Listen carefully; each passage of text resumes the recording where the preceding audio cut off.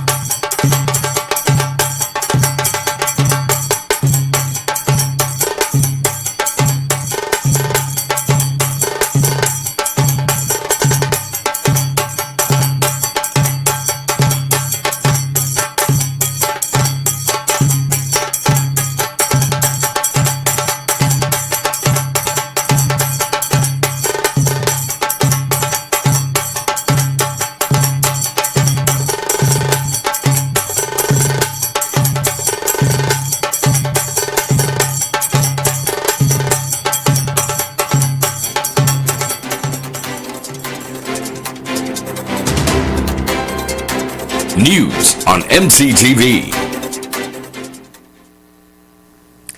Good evening and welcome to the 6 o'clock news on Multicultural Television and U97.5 Hot Like Pepper Multicultural Radio. I am Chanel Alciran. Making the headlines despite a Court of Appeal ruling yesterday, a person charged with the crime of murder cannot apply for bail, at least not until a hearing carded for March 3rd.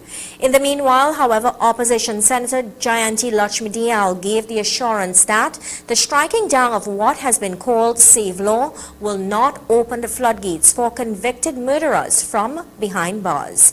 And the independent committee investigating the nationwide blackout is expected to report within 1 month. Some top stories making the headlines, but before we get to these and the others, here's an update from the Ministry of Health on COVID-19. 4 more people, 3 elderly men and 1 elderly woman have lost their lives to COVID-19, while another 624 people have tested positive for the virus, according to the latest update from the Ministry of Health. In its update for today, Friday, 18 February, the ministry notes all 4 persons had multiple comorbidities and their deaths have pushed up the national death toll to 3,553 lives lost. In addition, the 624 new positive cases based on samples taken between February 13th and 17th mean that there are now 20,731 active cases of COVID-19 in the country.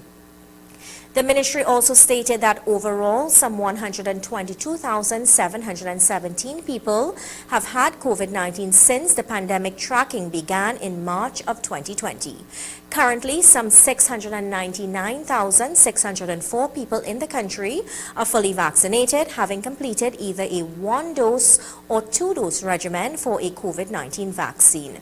684,736 people have received their first dose of a 2-dose regimen COVID-19 vaccine, and 126,802 people have received booster doses as of today. A recap now of some additional top stories making the news.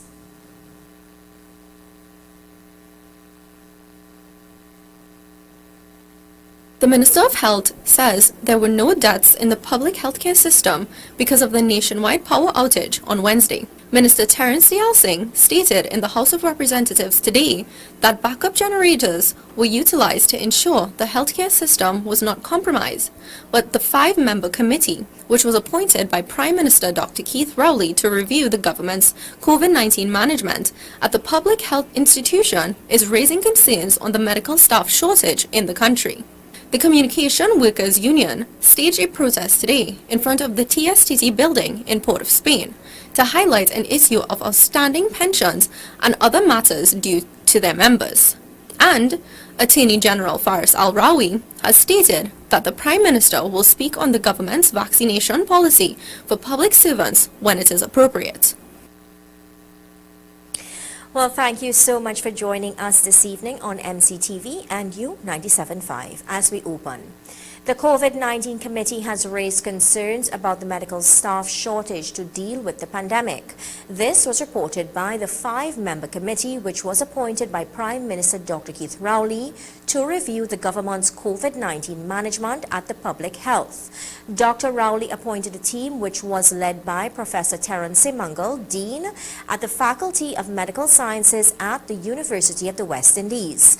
The other members are Professor Emerita Phyllis Pitt-Miller, a consultant anesthetist and intensive care specialist, Dr. Anton Cumberbatch, a former chief medical officer, Dr. Vidya Dean, a consultant anesthetist, and Professor Donald Simeon, a director at the Caribbean Center for Health Systems Research and Development. The report was read in the House of Representatives on Friday by the Minister in the Office of the Prime Minister, Stuart Young. The report also highlighted that some regional health authority staff also felt abandoned by their leadership. The dedication of frontline staff, quote, "We were impressed with the application of the nurses, doctors, paramedical and support staff who managed COVID-19 patients. However, at some RHAs, some of the staff in the front line felt abandoned by the leadership. We recommend the RHAs implement a specific feedback system to monitor the needs of staff on the front line," unquote. In the meantime, the committee gave the government 16 recommendations. Minister Young also acknowledged the problems with the potential shortage of medical staff and noted it is a global problem. The report did identify certain issues with respect to staff and potential staff shortages along the way. The report also went on very clearly to indicate that this is a global phenomenon. The report stated that due to the COVID-19 pandemic, globally, public healthcare institutions and other institutions are suffering staff shortages. It is something that the government is aware of. The Ministry of Health and the Minister of Health will do their best to address and look into how it can be alleviated. The report did, however, state that the Ministry of Health's handling of admissions, discharges and transfer policies for COVID-19 patients are up to international standards. And at this point in time, I do believe we have joining us live on telephone Dr. Ragbir, medical doctor and MP for Kamuto, Manzanilla. Good evening, Dr. Ragbir. Thank you for joining us. How are you? Good evening to all your listening audience, and I'm fine. Thank you very much. Dr. Ragbir, you were in Parliament this afternoon. What do you think of the findings we just carried in the news regarding the government's handling of the COVID-19 pandemic in the public health? Well, I think it was fair. It depends on if you look at it holistically, and it's an excellent team that were asked to actually produce this such document, 105 pages. But just by hearing what Minister Stuart Young saying, I think where they have fallen short really and truly is on the ground with regards to the clinical management at home. There were so tens of thousands of people who got positive COVID tests and who had suspect symptoms, who were even scared for testing, that they remain at home. Now they were responsible to be falling under the ambit of the County Medical Officer of Health. But as you know, the system was so overwhelmed that these people were not even contacted in some instances because they did the test in the public facilities. And even they recovered, or some people may have died, and now they got a contact. Now, not many people have the ability to pay for private doctors and nurses to come to the home.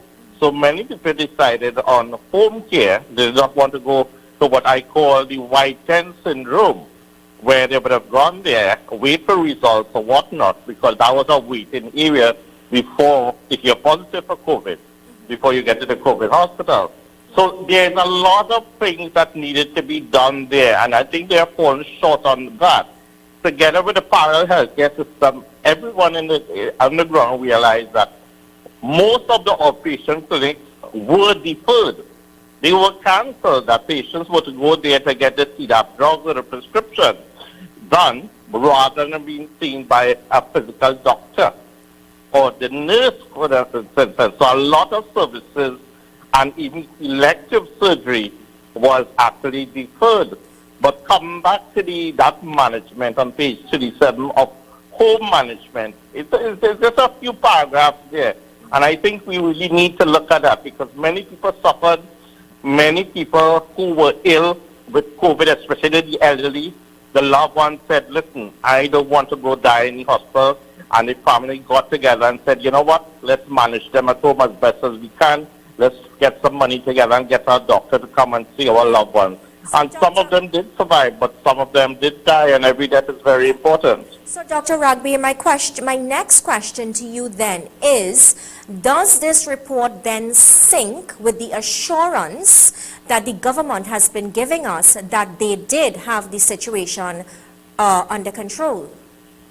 I think no country can actually boast about having it total control because it is a global pandemic that we face with 5.3 million people worldwide losing their lives and over 400 million people getting COVID. So at the end of the day, I think we're still in a good place. Yes, we lost over 3,000 souls, and for that we pay condolences to the family of loved ones. But it's a learning process for all of us. And my heart goes out to the young medics and nurses and ambulance people and everyone else who work there. They have never seen so many sick people. They have never seen so many people die in a short space of time. Yeah. So it's a learning process for all of us. And that happened even before when we had MERS, SARS, and even Ebola awareness. So we have to learn from this. I have one final question. I just have one final question with a quick response. Do you expect any speedy implementation of the recommendations, especially seeing that the Prime Minister, who has the final say on this as he's out of the country for a week, do you expect that these recommendations will be taken into consideration? I think so. I think so because, I mean, I compliment the whole Ministry of Health and the staff. They work really hard. And our medics and nurses and our paramedical staff continue to be resilient in their duties without any added compensation, I might say. And they stood their ground. Some have gotten sick, some have died, but we stood our ground. We are first-line responders, and we are there. We have police officers who lost their lives, who are being on the first responders, and many other professionals and semi-professionals as well. Thank you so much, Dr. Ragbir, for taking your time to speak with us on MCTV News and for offering your insight. I wish you a wonderful evening. Thank you. Speaking to us there, Dr. Ragbir, medical doctor, and also the MP for Kamuto, Manzanilla. Well, as we continue with our evening newscast now, despite a Court of Appeal ruling yesterday, a person charged with the crime of murder cannot apply for bail, at least not until a hearing on the matter carded for March 3rd. This information was presented by the Attorney General at a press conference this morning. We have more in this report. The judge panel at the appeal court on Thursday morning found that Section 5 of the Bail Act that outright prohibited the granting of bail for those accused of the capital offense was inconsistent with the Constitution and should be struck out. Chief Justice Ivor Archie, along with Justices of Appeal Mira Dean Amora and Malcolm Holdip, unanimously overturned a previous ruling of Justice Joan Charles at the High Court, who dismissed a constitutional claim by former murder-accused Akili Charles. This morning, AG Faris Awari said following the ruling, his team wrote to have the Court of Appeal decision suspended. I am obliged to inform that the order of the Court of Appeal has been bridged, has been suspended until the 3rd of March 2022. That means that no person can apply to the court in light of this bridging suspension until the court considers the matter and indeed makes a determination after the hearing on the 3rd of March 2022. I am obliged to inform that the state will be inviting the judiciary to consider the further suspension of its declaration on the constitutional issues surrounding the Bail Act. the state will be doing that because the logistics of an application for bail require a number of administrative steps.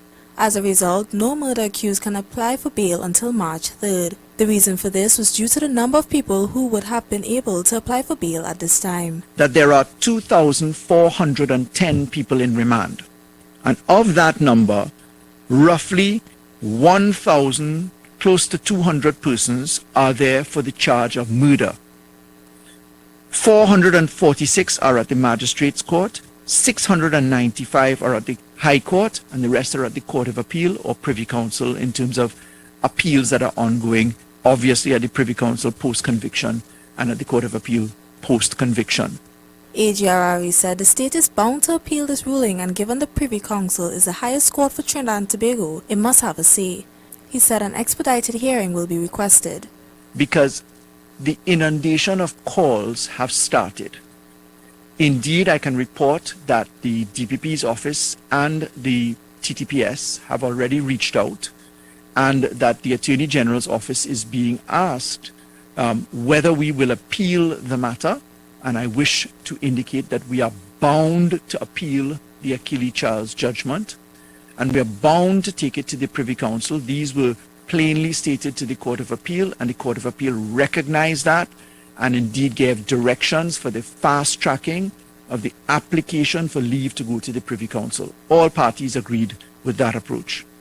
Another issue raised was the legality of the death penalty. According to the AG, there are 45 people on death row and they now await Privy Council ruling on the bail law. I'm Andrea Marie reporting for MCTV News. Thank you, Andrea. And in keeping with related news, this recent ruling by the Court of Appeal to give murder accused the right to apply for bail will in no way affect those already convicted of the crime. This was explained by attorney at law Jayanti Lakshmidiyal on MCTV's The Social Contract with Michael Ruplal following the landmark judgment brought by Achille Charles, who was represented by a team which included Lakshmidiyal. So first to begin with, this judgment does not affect anyone convicted of murder.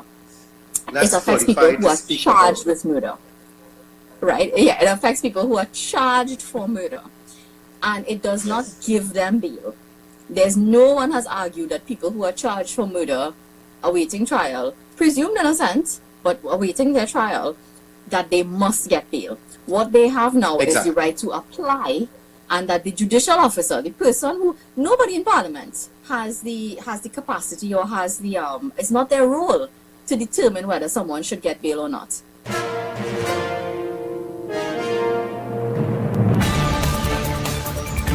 And that's news on U97.5 FM, MCTV, WBHM, the voice of rock, and Fun Radio. Sponsored by Newsday.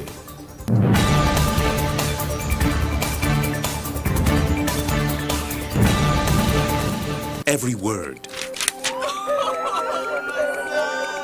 every line, every paragraph depicts a real moment in someone's life. A father, a sister, a mother, a brother. We at Newsday are dedicated to you, the people, and through independent, unwavering journalism, strive to always bring your stories to life. Because your stories are more than just words. Newsday, independent and credible. Every word, every line. What goes in is a local something that makes it all taste better. It's the flavor of our culture.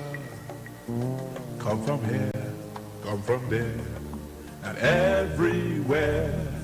It's the special flavor that's made to savor at the Royal Castle. Oh, come the Royal Castle. Royal Castle. Flavor to the bone. Royal Castle. Taste the very own. Royal Castle is the local something that makes it all taste better. Taste the unique flavor of our culture at Royal Castle. Marsha Walker. Join me on U975, Hot Like Pepper, and Douglar Radio every Friday for Fire Friday. Every Friday when we, the UNC Women, bring the heat. 6:15 p.m. every Friday. UNC Women bringing the heat with Marsha Walker. Fire Friday. Friday. Friday. Fire Friday. Friday, mash up the place. Friday, in front of fish. Friday, red, white, and black. Friday, and black. Friday, Friday, Friday, Friday, Friday, Friday, Friday, Friday, Friday, Fire Friday. Thank God it is Friday. Thank God it is Friday. Friday. Thank God it is Friday. Friday, mash up the place. Friday, in front of fish. Friday, red, white, and black. Friday, and black. Thank God it is Friday. And Marsha Walker is here this Friday. Fire Friday. That's you. Why you like to play this slow song for me? What's the one? That ta-dun, ta-dun. That song, that's I find after that Fire Friday. what you want to hear. I don't know. This girl's But on a fire. slow song is one. Well, that kind of slow too, you know. Oh, let's start anyway, it back I over. don't even. You know, Friday. Friday, mash up the place. Friday, in front of fish. Friday, red, white, and black. Friday, and black. Friday, Friday, Friday, Friday, Friday, Friday, Friday, Friday, Fire Friday. Thank God it is Friday. Thank God it is Friday. Friday. Thank God it is Friday. Friday, mash up the place. Friday, in front of fish. Friday, red, white, and black. Friday, and black. Thank God it is Friday. Thank God it is Friday. Friday. So yes, boss. Yes, boss. Fire Friday. My number one DJ, number one song boy, number one selector. Look trouble now. oh yes, you see, I like that song. No trouble now. That is it. Yes, Cocky, I like it. I like it. All right. Talking about trouble. Yes. I want to say, right, because I genuinely like the counselor for Point Kumana, which would be the area that I grew up in. Well, you all know that I went from a two-parent home to a one-parent home, and the two-parent home was, well, you know, in a sort of middle-income kind of home, whatever, blah, blah, blah, all those good old things. So I want to be fair when I say grew up, you know, because then you'll say, well, but she born in Pity Valley, you know, not in Big Yard, you know. So when I say grew up, you know, well, after my parents got divorced, so from like the age of 12 kind of thing. And then when I moved out kind of early, then I moved back in. You left home early? I did. At an Well, you early see, age? okay, well, not that I was a troublesome run youth. away from home? No. Oh. But that's why I'm about to explain that. Oh gosh, Okay, let me I thought explain you it. probably- No. And I absolutely love my family. All right. And actually in my first speech, I spoke about them a lot. And I spoke about Big Yard. But the thing about it is, and so going all over because that's not really where I was going with this topic. Yeah? But anyways, you know, my life is an open book to you guys. Just once you all promise to protect me when I'm being vulnerable and giving you my heart, you have to make sure and protect my heart from all these PNM propaganda, scandalous behavior people, right? So anyways, I'll try, but I like running too. Fine. Exercise. I did not run away, so hold up, let me explain. Now, how my living situation was when my mom left my dad. He was, you know, the main income earner, right? So it was a little bit difficult, and I said to my mom, listen, you have to leave, you know, I mean, what's going on at home, you know? And she said, but I don't have, you know, we don't have anywhere to go. And so we had my granddad's home, but at the time, well, it was upstairs, so, you know, it's a bit of like communal living. So, you know, you have one family downstairs in the front, one family downstairs in the back, another family upstairs. Yes. And upstairs was shared by my aunt and her son. So they were in one room at the time. And the other room was my uncle. Now, it sounds really bad. We love him to death. We love him to death. We love him to death. But when he was out of jail, it was a little bit more difficult to live there. Wow. Because he was on drugs, you know. So, I mean, anyone trying to live with somebody who's on drugs, he's not the easiest. Is he thing, around right? still? He is actually. I mean, he is one of my biggest supporters. I love him, love him, love So him he's to good death. now? He's good now? He's better. I mean, he's Alright. older. Listen, we had some real funny stories at Cocky. Alright. I remember once when he got caught, right? Yes. He went to rob a house and fall asleep What? in the house. What? So he got caught, obviously, right? Yeah. But because he was I don't think he was harmful to anybody. He's certainly not like what we see Is now, he right? related to one of those ministers who fall asleep? What are you talking about? Cocky, I don't know any of them kind of thing, right? I keep telling, no, Cocky doesn't. It's just not me. It's just not me. I feel as though PNM policy is so bad. I don't even need to pong the personality. I don't need to pong anything. I mean, there's some things that we definitely need to address in someone's personal life and whatever, but their performance is so bad, Cocky. I feel as if I have a whole show. I think I have the month planned. I have so much material with just their mistakes in public life, you know, just in policy mistakes, you know.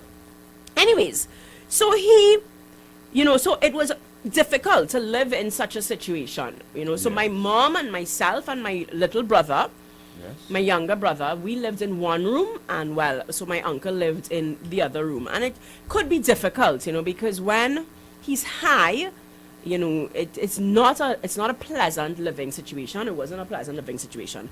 Certainly when you become a young lady, I mean, living with your mom and your brother, it's not a cool situation in this 110 by 10 room, right? Yeah.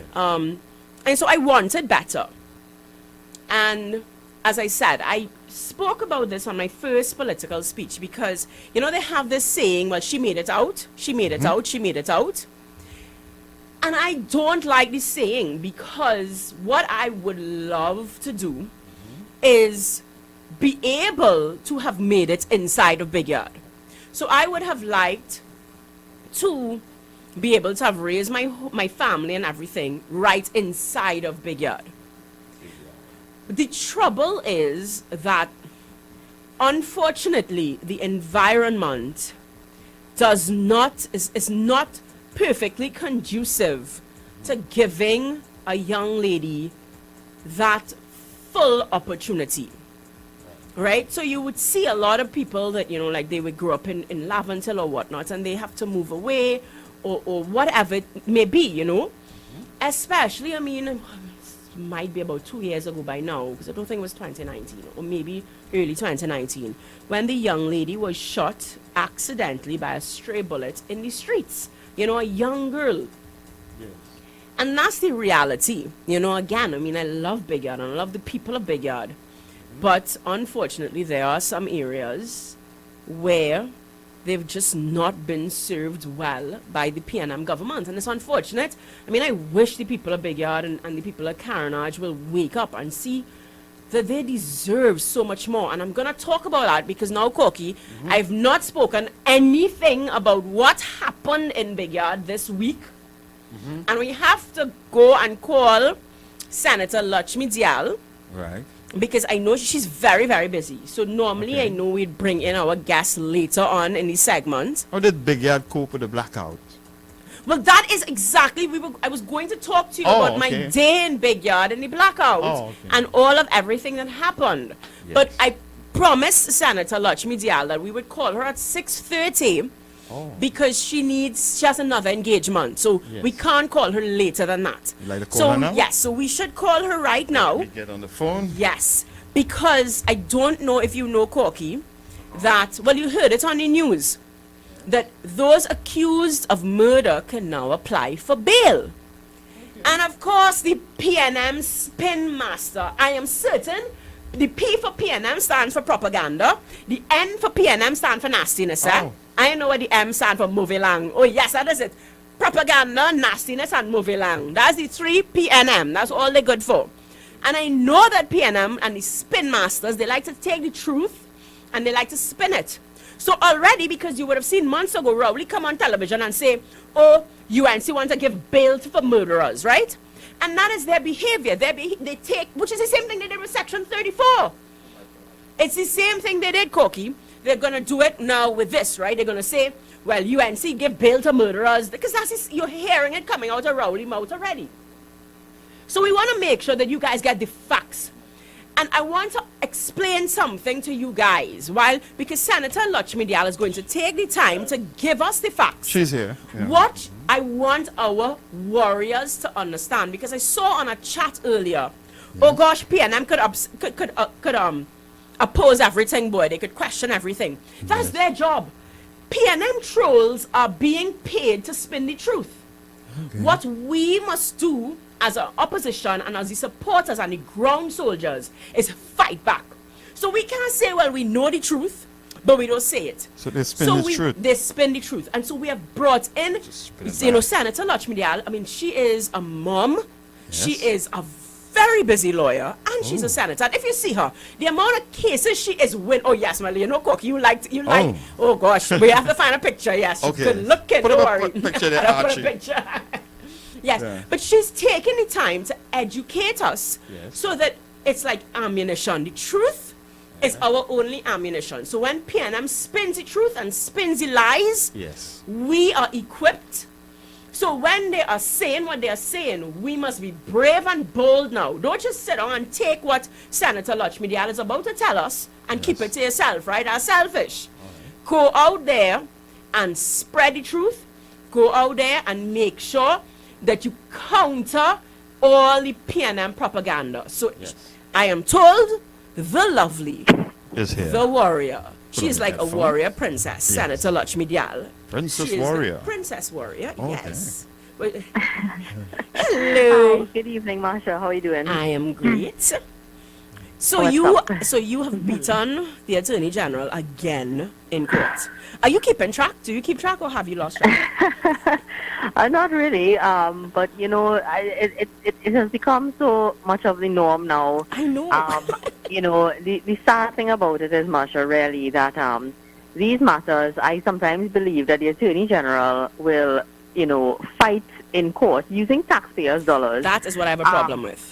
Yeah, fight losing battles simply because of who is on the other side. Right. So that's a starting point here, that the government's issue is not so much with this, with the case itself and the concept in the case, you know, the issues is who is representing the interest of the public here. Now, it's interesting that the person who is supposedly, you know, the guardian of the public interest, which is what the Attorney General is supposed to be, and who is supposed to, you know, make sure that our laws are up to date and that they are, you know, really in keeping with what is the now accepted standards in terms of international human rights and so on.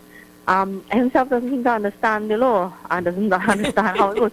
All he understands is that he have a tabanka for Anaram Logan, and that any chance he gets at any case filed by Anaram Logan, he needs to spend your money and my money and all the taxpayers are trying to make money to fight. I have a question. I have a question. I hope this doesn't throw you off, because somebody actually called and asked this a few calls ago, actually. Is there something that allows us to claim or fight or whatever that he pays it himself out of his pocket, or, you know, like the TTPS, the police officer or whatever? Because you're seeing that, as you say, it seems as though their egos could lead, they could fight losing battles, you know, because they have no respect for the taxpayers' dollars, and it's not going to cost them anything, so why not just waste it? Unfortunately, between our Constitution and there's also an act called the State Liability and Proceedings Act, between those two pieces of law, the Attorney General is the representative of the state and has to be the person whose name, you know, it's in. Look, I tell people at the end of the day, if you're unhappy with how your money is being spent, you know what you have to do, you know? The power right there in that index finger. Yeah. That is what you have to do. But judges have raised in the past the issue of, with, like, for example, with police officers and so on, when the state is found guilty of when people are abused and malicious prosecution and wrongful arrest and things like that. But it's really the actions of the police officer. Unfortunately, it is that they are acting in empowered as officers of the state, and so the state has to foot the bill when damages are awarded and so on. But a lot of judges have complained about that because you want people to get justice, you want them to get compensation, but is it fair that the taxpayer is always footing this bill? Let me give you an example. There was an article so funny, carried earlier this week about 3 former AGs coming up against the state, and honestly, I felt so sorry for him though, because I was like, wow, he's really out of his depth now. But the Attorney General has embarked upon this litigation concerning an interpretation of the law about Watson Duke. And again, I think this is part of the Tobago Tabanca now. Yes. He even to tell you how the Tabancas affect them, he came out and made a complaint about lawyers from South representing, I think, Mr. Augustine and Mr. Duke and whoever else. This is where they reach, and that is, and again, it is indicative of what their problem is. Their problem is not the concept of law. Their problem is not the underlying constitutional principles and the fundamental, rule of law and things like that. Their problem is who on the next side. Yeah. Their problem is the politics. And this is why, Marsha, in a lot of countries, including in the Commonwealth Caribbean, attorneys general are not politicians.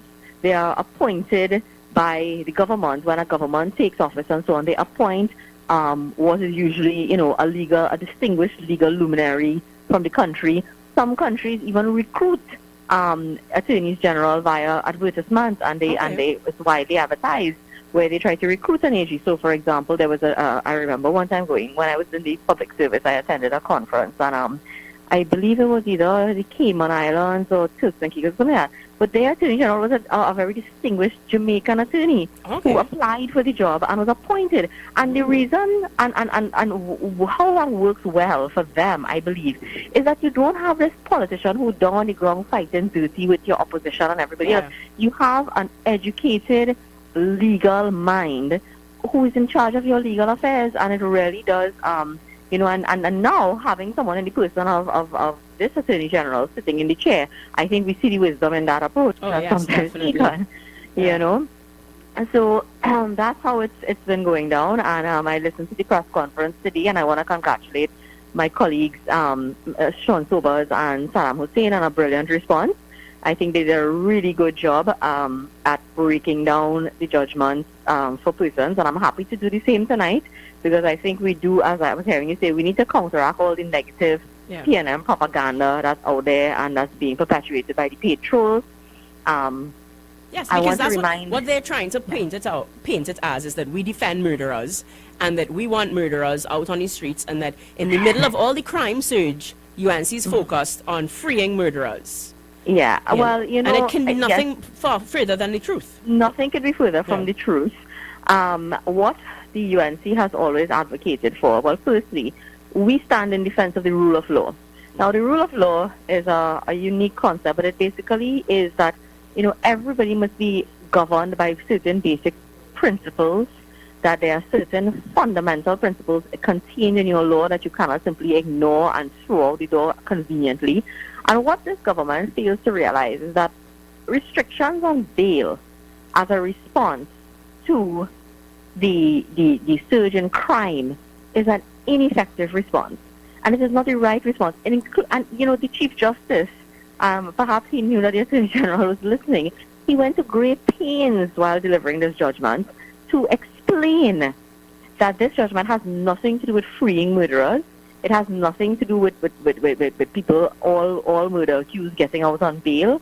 First to begin with, this has nothing to do with murderers, because none of the people who will have the opportunity now to apply for bail are convicted of any offense, right? So that's the starting point. All that is necessary right now, before this case, before this judgment, and still because there's a hold, and I'll get to that, but the only thing that is necessary for you to be placed behind bars for over a decade awaiting trial is an accusation. Yeah. On the accusation of the police, who have been tasked with collecting evidence, regardless of how strong that evidence is or whatever. I mean, of course, the DPP has a role to play, and they would review the evidence and so on.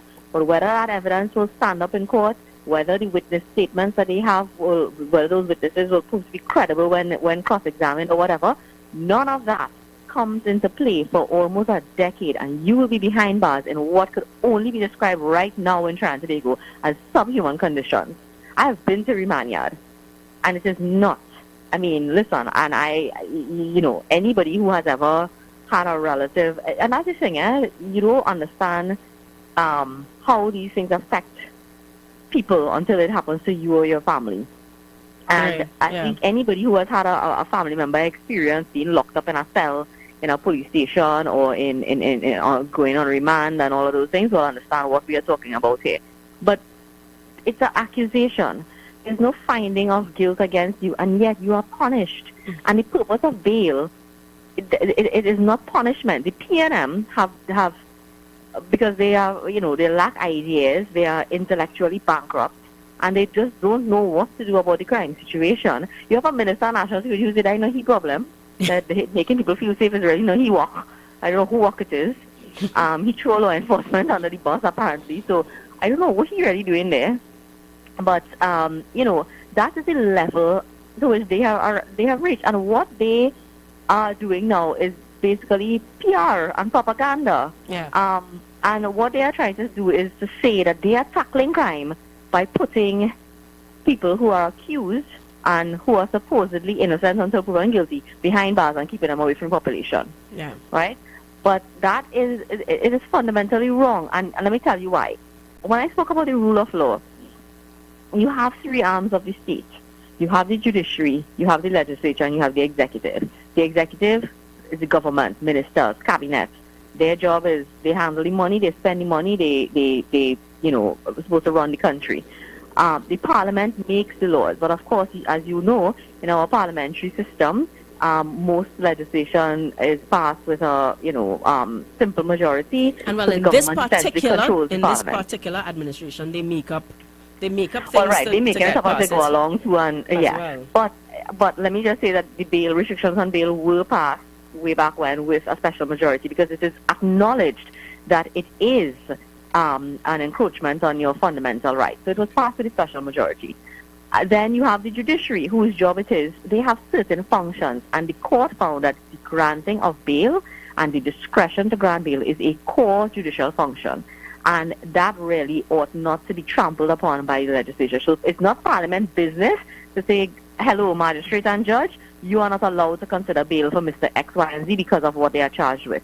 The role of the judge is to hear the application for bail. And that is what this case says, So similar to when we had the anti-gang debacle with the government, and the UNC did not support the anti-gang legislation, and it lapsed, and the Attorney General came out with like Chicken Little, the sky is falling, and or the prison cells are going to be open, and gangsters are going to flood the country and all of that. And the CCP had to backtrack and be like, dude, or what he said was that all the cases that have been brought, mind you, up to now nobody is convicted under this act, I don't think, but that all the cases that have been brought by police and investigated and gangsters in prison, I think all those cases are going to collapse.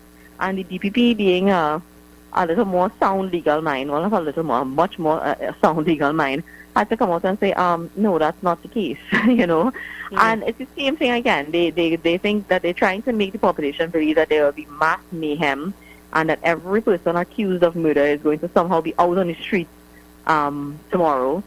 And that's not the case. A person who is on a murder charge now has the right to make an application to a judge or a magistrate for bail, and they could refuse them. Or they could consider the circumstances and they could grant them bail.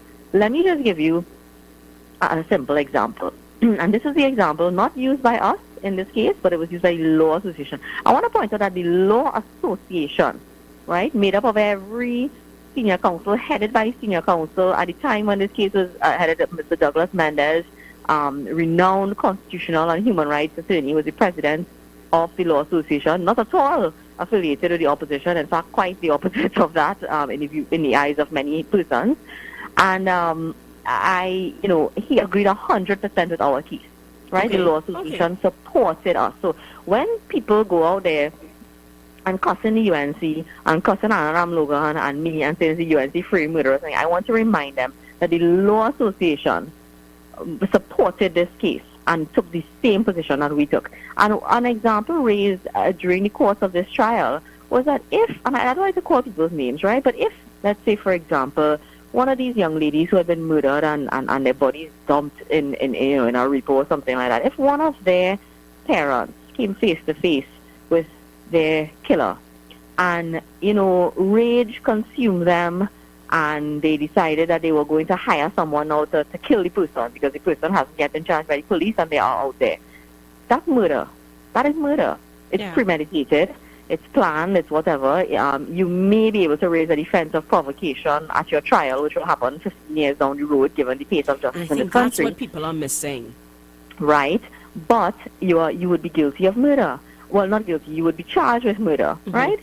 So do you think that that person who, in that circumstance, is charged with murder poses a threat to society and ought to spend 15 years on remand awaiting their day in court to prove that, the level of provocation that they suffered was so great that they ought to be not, jailed or they incarcerated or they ought not to face it. We still have mandatory death penalty in this country for murder. That's another thing people don't realize. Yeah. So in that situation, let's just say Andrea Barrett's father found out that a person involved in her murder plotted and killed the person who he had very good reason to believe was responsible for her death. Do you think he should spend 15 years waiting on a trial, and do you think that he should face the death penalty? Of course not. Right. Those are moral questions. They are questions that somebody will have to grapple with later on a trial, a jury, or a judge. We have judges alone now who's on trial. But those are issues they have to face. But should he spend 15 years waiting to put his case before a jury? Or does he pose a danger to society?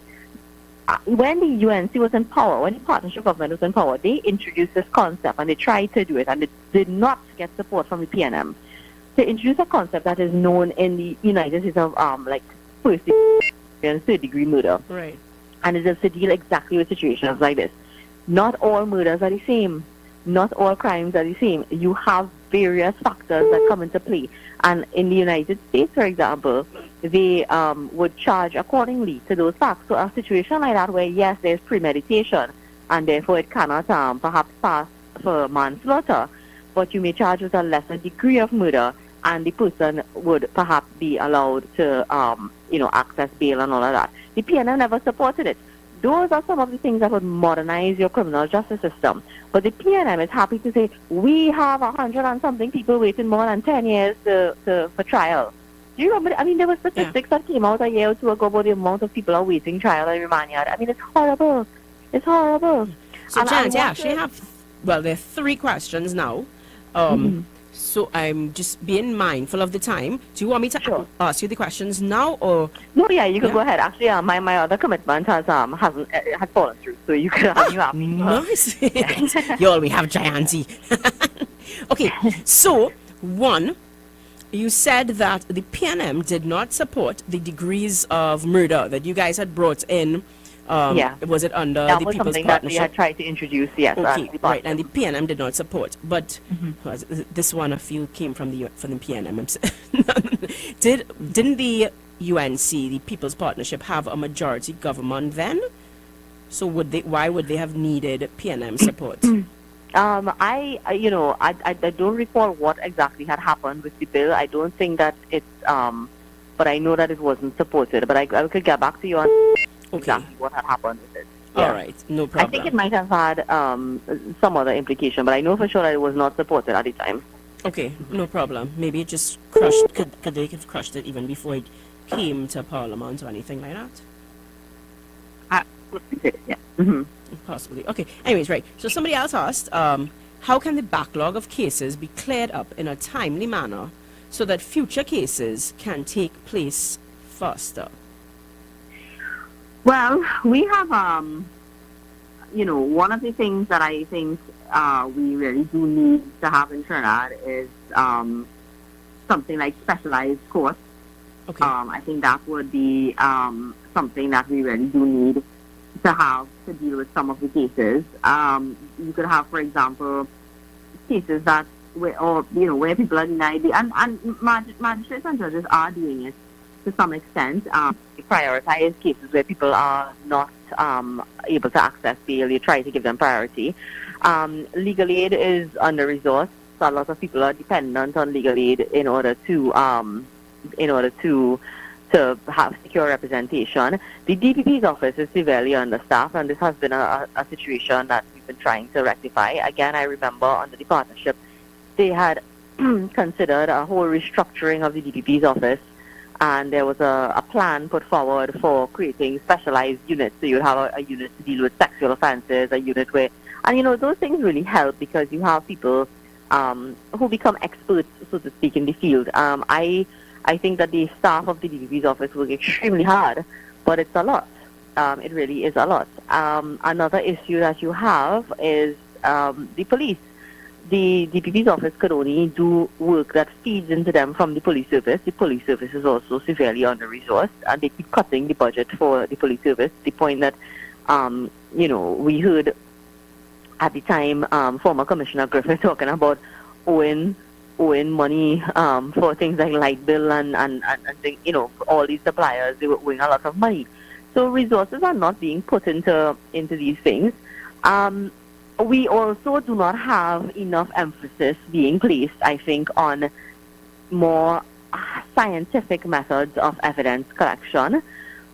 If you have a murder case to prosecute and you are depending on eyewitnesses, that is essentially going to take a lot longer in order to bring to a trial. You also are not going to have the I think that affects the conviction rate and all of that, as opposed to CCTV camera footage.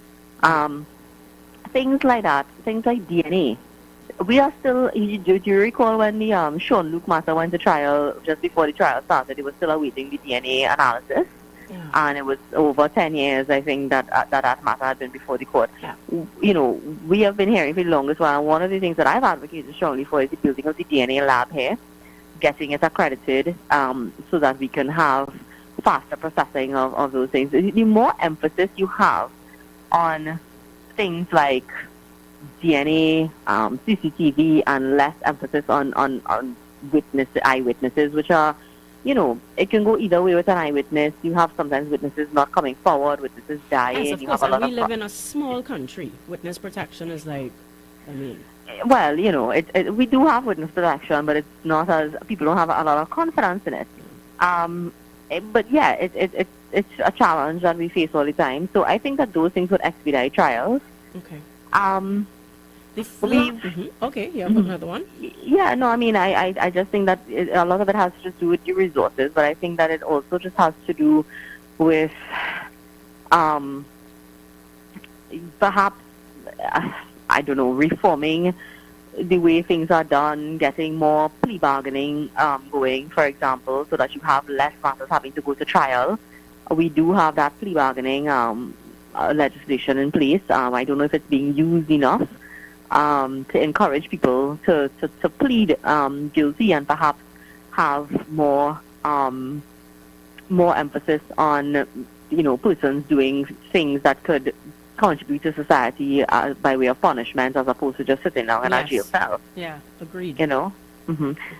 And so the final question that I have so far is, do we need to change?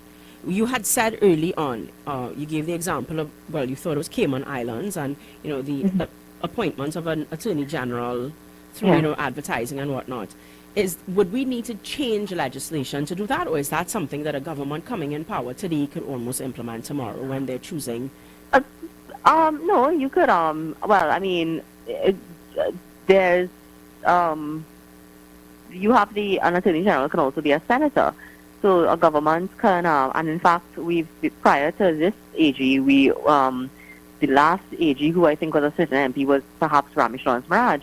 But John Jeremy was a senator, Anaram Logan was a senator, Gavin Nicholas was a senator. You had senators being so you can appoint someone as a senator and put them into that seat of attorney general. But the point is no matter who you put, of course they will have a political sway in a circumstance like that, because you're expected to, you are the government lawyer and so on. But the culture and the tradition of the post is that the person ought really to be not so political and to be more of a, how to put it, you are the legal advisor to the cabinet, but you are, as I said before, you are the guardian of the public interest. And that ought to be at the forefront of their mind. And, I raised the issue in the past about some of the cases that the Attorney General would appeal. He appealed the grant of an award of damages to a child who had been sexually abused while at a children's home, to have the award of damages slashed by almost half. Are you seeking the public's interest, or are you seeking a personal vendetta against the attorneys who, interestingly enough, was Ananam Logan as well, and myself, who represented that child before the court and who did those matters? These are the questions that we have to ask.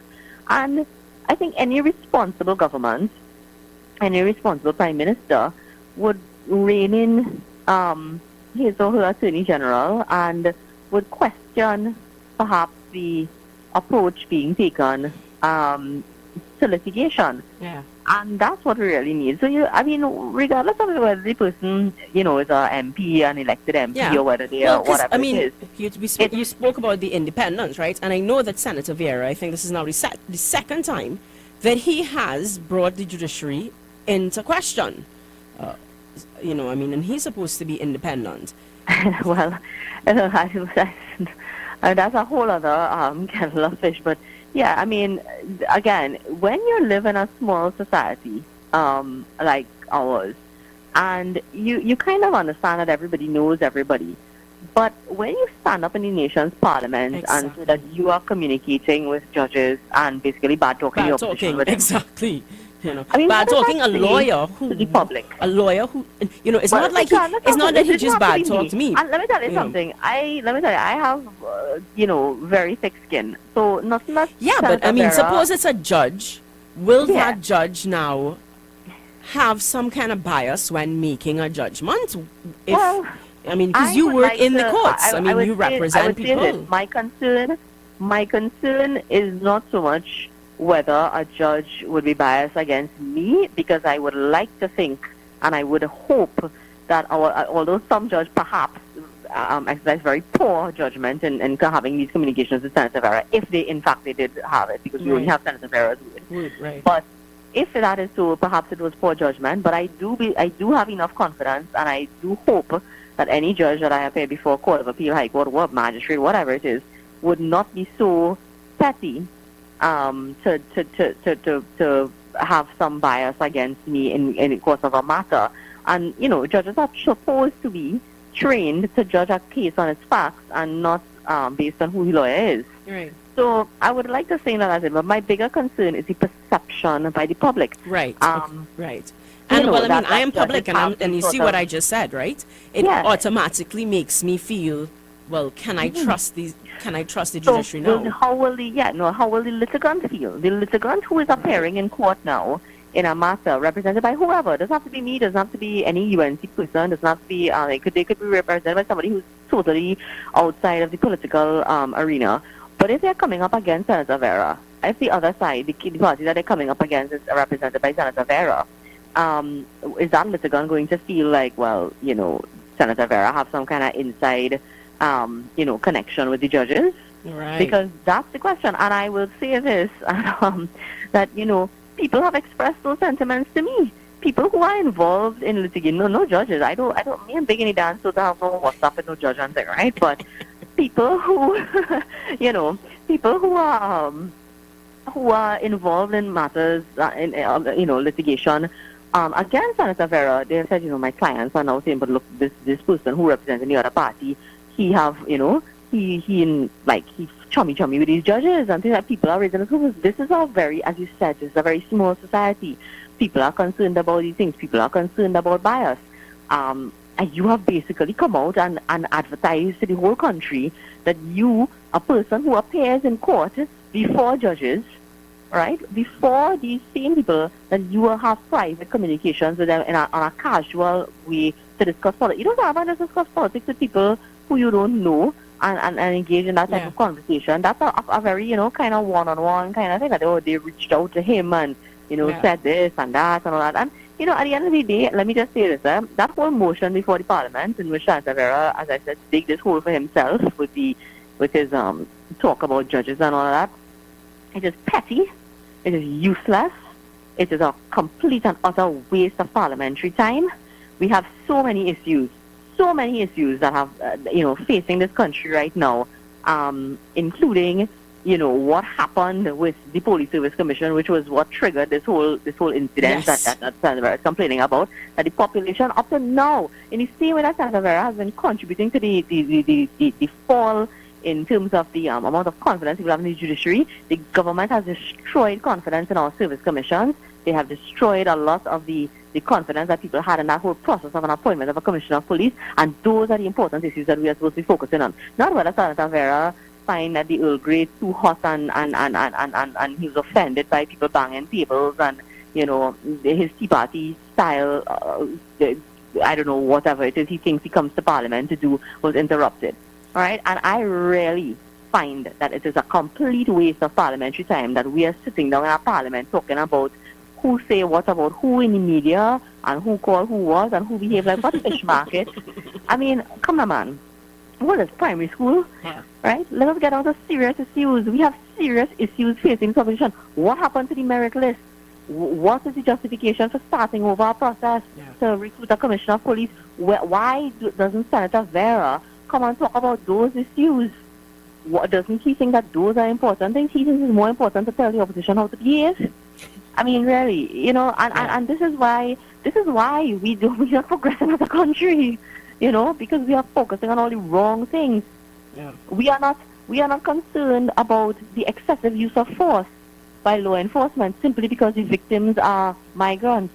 But if the same people who quarreling and cussing the UNC for saying that incident involving the Coast Guard deserves a full and complete investigation, if they get stopped on a roadblock and the police watch them hard, they go in Professional Standards Bureau and Police Complaints Authority and in the morning, to complain about the police. So you want for yourself, and that's a point that I made about this bail case as well, you want for yourself a certain standard, but you don't realize that you can't pick and choose who have rights.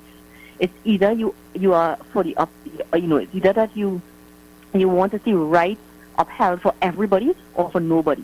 And if you are happy to sacrifice anybody's rights, and if you are happy to see the law work against anybody in a way that it was not intended to, then you are putting yourself in the firing line. Just let me tell you something. If someone, and I'm saying that you have to have an investigation, right? But if it is that the Coast Guard acted improperly, if it is that you do not have a proper use of force policy in place, today is a boat full of migrants, but tomorrow it could be your son, it could be your cousin, it could be your uncle out there fishing that get into confrontation with the Coast Guard and they open fire on them, We saw it for ourselves when the police opened tear gas on people protesting, right? And I know that whole use of force policy is something that, one of the persons who was there, I think with the children, and who suffered, during that incident, they have asked about the policy and so on. Where is the policy? We want to see it. We want to know, is it sufficient? Is it necessary to train your officers better? What is going to happen? An investigation is not just about assigning blame. Yeah. It is also about coming up with recommendations for the future that these things do not happen again. Well, And I that remember is a few why- years ago when the TTPS killed a mentally unstable person.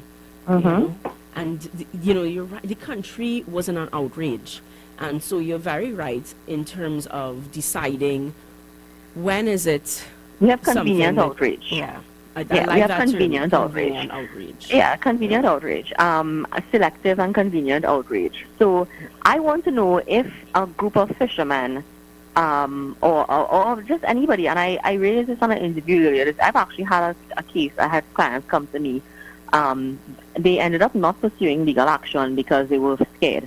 And I make no apologies for saying so. It is the truth. I would take a lie detector test if they wanted me to, but it is the truth. But They we did see not- that all the time. I see that when I deal with families, with children. Yeah. I mean, even in simple things as supporting me publicly, people are afraid.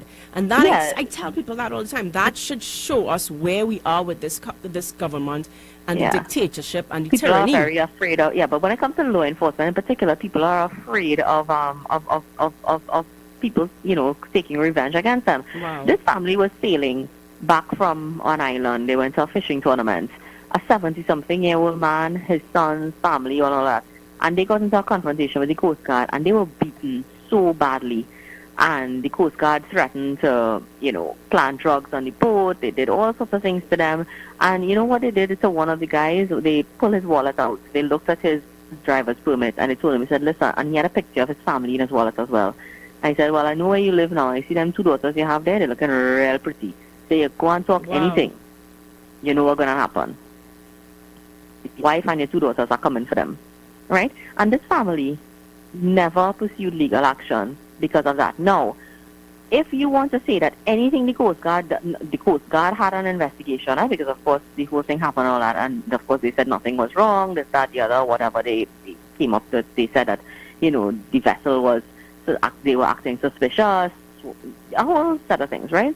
Now, if it is that you are willing to accept that, and you're not willing to probe any further, and you're not willing to ask questions, what happened to that vessel of migrants?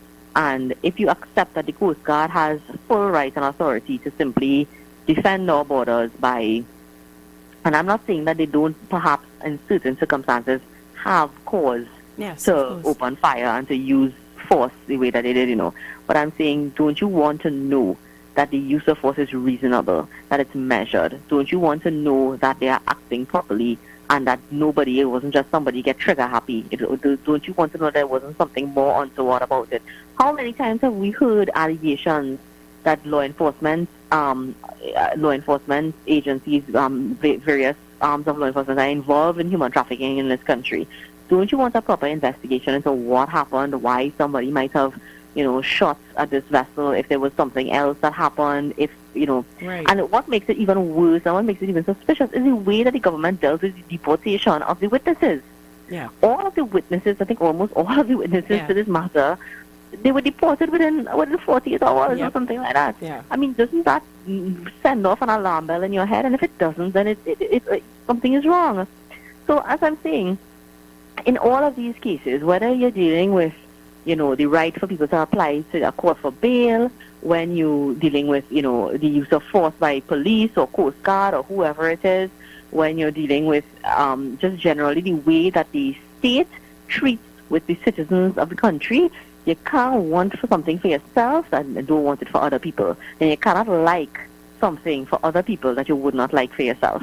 And I think that is something that I always try to remind people of over and over and over. Today is somebody else, tomorrow it could be you. Yeah. So you have to say that you believe that the rule of law must be upheld.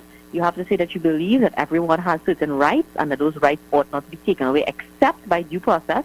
People have their rights taken away, when you're convicted of an offense. When you're convicted of an offense, you lose a lot of your rights. You don't lose certain basic fundamental rights, but you lose rights. If you're convicted of murder and you're sentenced to hang, you lose your right to life. If you are put into prison to serve a term, you lose your right to liberty.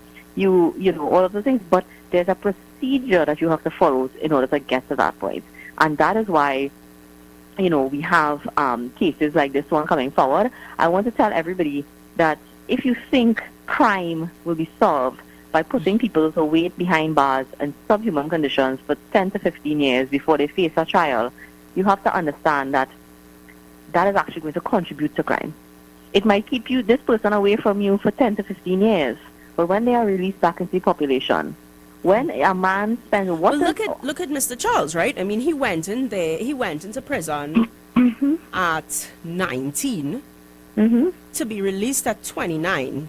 Living in that kind of condition. At 19, he would have missed any opportunity to go to university, etc.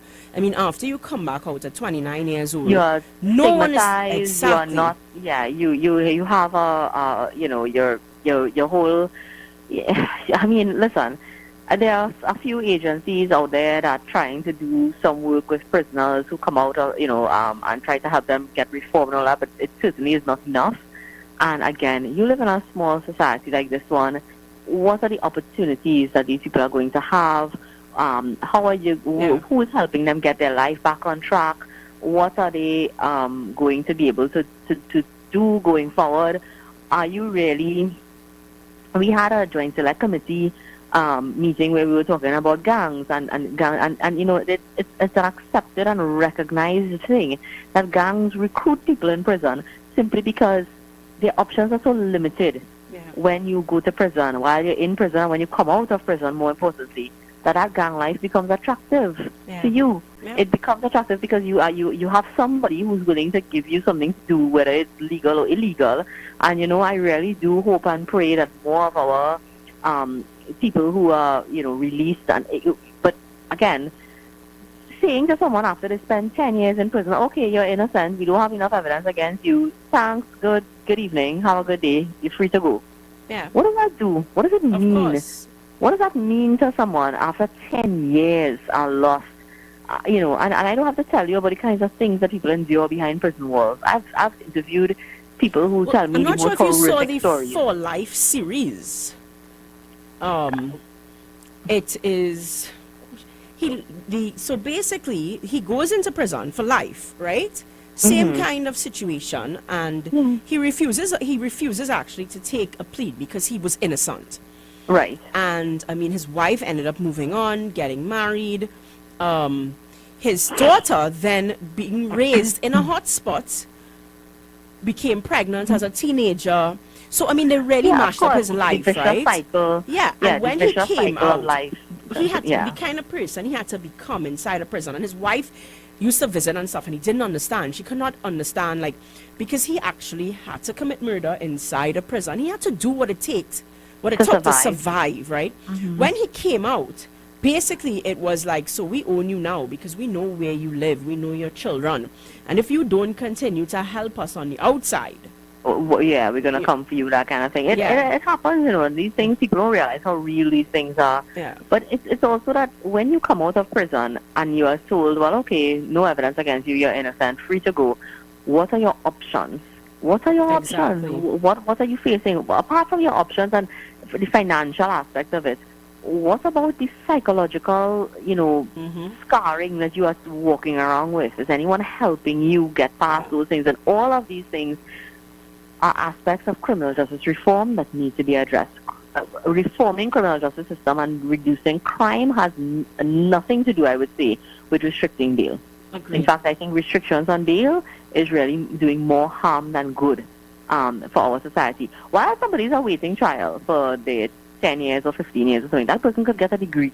That person could go to school. That person could start a family, could settle down, could earn a living income, as opposed to the state. Do you know what is perhaps the cost to the taxpayer of taking care of people who are in remand awaiting trial? It's enormous. And sometimes, you know, and again, and I'm not cost saying could that be everybody... diverted. And that cost could be diverted. Exactly, into something constructive. Yes. And I'm not saying that everybody who is accused ought to be out on bail. There are going to be circumstances where people are accused of murder or any other kind of crime, and bail should be refused because they pose a threat to society. You think they are going to reoffend, you think they're going to abscond, they might threaten witnesses. But all of these things are factors that a judge or magistrate can take into account and decide on the bail. If this person does not pose a threat to society, as I indicated before, the father of a murder victim who plots revenge and decides to commit murder or something like that, is it that you think that this person is going to go out there and start just murdering people for kicks? No, you don't.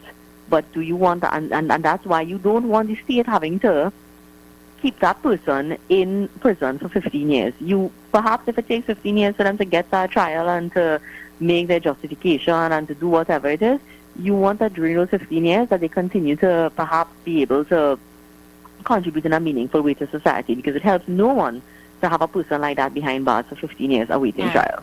Yeah, agreed. Yeah, so those are the factors, and like I said, all this case really does, despite all the propaganda you're going to hear and politicization of this, is it is going to give people the option to make an application and to allow a judge now to make that determination, and that's all. And that's really the long and short of the story on this case. Yes, and just so I got some information while you were speaking from our support side, And the UNC, well, the People's Partnership, had 29 seats when we tried to pass the bill earlier that you spoke about with regards to making it more like the American system and having the first degree, second degree. And they needed the 3/5, something like that. So we needed 33 votes to pass. To pass, 30, and we had so 29. Right. It was I think it was that type of amendment, whichever section was going to amend, they had to get the 3/5 majority and not the 2/3 or something like that. It was. So something like that. Right. It was something like that. Yeah. Yes. But I do remember it, and I do remember that the PNM did not support it, and it's something that I think, is worth exploring again, going forward. And if God smiles on Trinidad and Tobago and the UNC's return to government with majority, with the needed majority, I can assure you that is something that I, would push for, because I do believe that it will help a lot in the modernization of our criminal justice system, and that is what we need in right now. And we need to have, look, it's not rocket science. All of the things that I've spoken about here, they exist in other places, in other countries. Around the world, and it's not that difficult for us to just adapt to things that already exist for our own local circumstances. Right. And I just think that they just don't have the political will to do it right now. So, well, as you say, there is only one way for citizens to fix this, and that is by using their index finger. Correct. But what we need to do, you know what? Local government elections are constitutionally due this year. It will not fix necessarily your Attorney General, but it will be a start. And we could continue to chant and shout and scream, Rowley must go, call elections now. Jayanti, thank you very, very much. I know we must go on a break. We should have gone on a break at 7 o'clock. Corky has been thank you very much, Corky. Corky, would you like to say hello to Jayanti? I know you did not get her picture up. All right. Hello. Hi. Hi. Sorry, but Marsha and I are two talkers. So when we start talking, it's hard to get in the middle. But Marsha, it was a pleasure, and thank you very much for having me.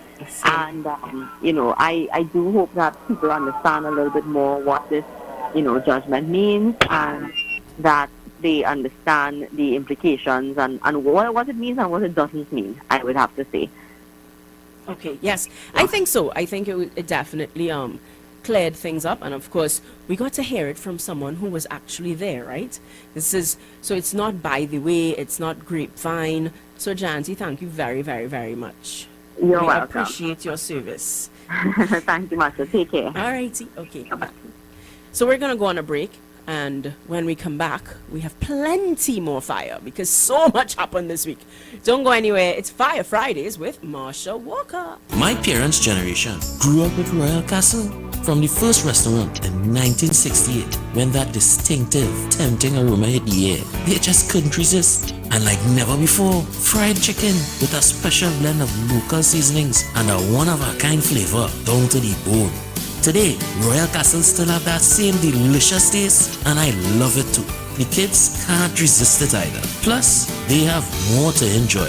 For me, the castle is more than just nice food. It's we own, part of me and you, and is the real flavor of TNT. This Carnival weekend, U975 FM, the official radio station for CSM 2022, brings to you the live broadcast of the finals. 15 artists will be vying for the crown. King and Queen of Chutney Soca. Special performances by Ravi B, Nisha B, and Karma. Go back by your mother if you want you. Alongside the Kalnayak Dance Academy, hosted by Ken Superstar and yours truly, Big Rich. So tune in Saturday, 26th February at 8 p.m. for the live broadcast of CSN 2022, sponsored by Carib Brewery, Trinidad Salt Company Limited, Gable X, Magna Rewards, Sopolio, Wheel Wizard, and Village Ram Energy Drink. U975 FM, the official radio station for CSM 2022. Fresh Street Market, your neighborhood supermarket. Number 3 Andrew Lane, corner Churchill Roosevelt Highway and Andrew Lane, Derby, Mousica. Opening hours. Saturday 7:30 a.m. to 7:30 p.m. Sundays 8 a.m. to 6:30 p.m. When you think about fresh produce and good quality food, come to Fresh Street Market, your neighborhood supermarket. Number 3 Andrew Lane, corner Churchill Roosevelt Highway and Andrew Lane, Derby, Mousica. Island Hobbies, Ryson Road, Port of Spain, has the largest variety of toys in the Caribbean and South America. No one can beat our prices. If you see it cheaper anywhere else, prove it and we will beat it. Island Hobbies, Ryson Road, Port of Spain. Le Grand Coulon Spa Resort at Stonehaven Bay, Blackrock. Bed and breakfast rates available. To book, call 283-2597 or 463-2946. Le Grand Coulon Spa Resort at Stonehaven Bay, Blackrock. The 2022 Chutney Soca Monarch. 15 of the top Chutney Soca artists in the world. 5 for the 2 biggest titles in Chutney Soca. Will G.I. retain his crown? Will Nisha reign in 2022 as the Queen of Chutney Soca? Special opening performance by the world's greatest Chutney Soca artist, Ravi B, and his full band, Karma, featuring Nisha B and Abishai and the Kalnayak Dance Academy. Hosted by our very own non-news anchor, Kenneth Supersad, and Big Rich the Pungalums. All artists backed up by Wizzy and Avatar. Saturday, 26 February. We feature one of the biggest productions in Trinidad and Tobago's Taste of Carnival. Limited tickets are available. All public health protocols will be observed and all patrons must show proof of vaccination. Call us at 653-2908. WhatsApp your ticket reservations to 789-3874 or send us an email at southexevents@gmail.com. The 2022 Chutney Soca Monarch is sponsored by TSTT, Extra Foods, Stand Steel, Tropicus Beach Resort, U97, TTT, NLCB, and the Ministry of Tourism, Culture and the Arts. Come to the Waves Restaurant and Bar, Grafton Beach, Blackrock, Tobago. Great ambience, fantastic prices, all COVID protocols observed. Full premium bar available. Call Waves at 731-4646 to make your reservation. Come dine with the Waves Restaurant and Bar, Grafton Beach, Blackrock, Tobago. You must be vaccinated to dine in. U975 Hot Like Pepper Multicultural Radio and Multicultural Television MCTV, bringing you back where you belong. Part of the Rhythms Communications Network. To advertise with us, call 218-7820. Fire Friday! Friday, mash up the place. Friday, in front of the face. Friday, red, white, and black. Friday, and back. Friday, Friday, Friday, Friday, Friday, Friday, Friday, Friday, Friday, Fire Friday! Thank God it is Friday. Thank God it is Friday, Friday. Thank God it is Friday. Friday, mash up the place. Friday, in front of the face. Friday, red, white, and black. Friday, and back. Thank God it is Friday. Thank God it is Friday, Friday. Yes, it's Fire Friday with Marsha Walker. Marsha? Corky, Are you do there? we have the with the U97 truck and the bar and stuff today? No. Because I did not hear you talk about No, it. they didn't go out on the road today. Maybe next week. Okay, Yeah. so are we still so we're still live on the U97? Yes, Facebook Okay. page. Yes. And we're also on www.975radio.com. That's our website. And also on Mixcloud and, of course, Douglar Radio as well. Yes. What is Mixer? Wait, there's another website, Atlantic LNG as well, you know. They have real place you could see us now. They're Oh. on UNC, so you could go onto UNC's Facebook page as well. Okay, great, Yes, great. but I have no idea what is Mixcloud. What is Mixcloud? Mixcloud, well, when you go on the internet and you Google it, you'll see Mixcloud comes up, and Mixcloud is an Okay. app where you can log in. All right. Well, I But think you I've have lost. to pay. Oh, you have to pay. Okay. I may have lost my comments. So we have paid our bills. I may have lost my comments, so I'm gonna try to find back because I want to make sure. So what it's 7:21. I can take a single call. Oh gosh. So we're gonna give them the number while I'm trying to find back because Right. I don't like to not have the comments. The number is so 218. that I can make sure that I answer any questions that the people have, because you know this is all about the people. Yes. 218-7762. And of course, you can send your WhatsApp on 378-4975. You can also send your voice messages as well, you know, on 378-4975. Look, you know, see, so text. somebody calling already. Someone's Look, you calling see Marsha. Somebody time I fix my face. Hello. Oh, I put on my headphones. Oh, wait. Headphones. Fix your hair. Okay. What kind of thing to fix? Okay. Good night. You are live. Good night, Marsha and Corky. Good evening. Good evening. How are you? I am great. but I have some issues that I'd like to share with you. Yes, of course. All right. I Is want that to feedback know. from him or is Yes, that... the radio is a bit too loud on his side. No, I have no radio on. No radio? Okay. No radio on. Super loud.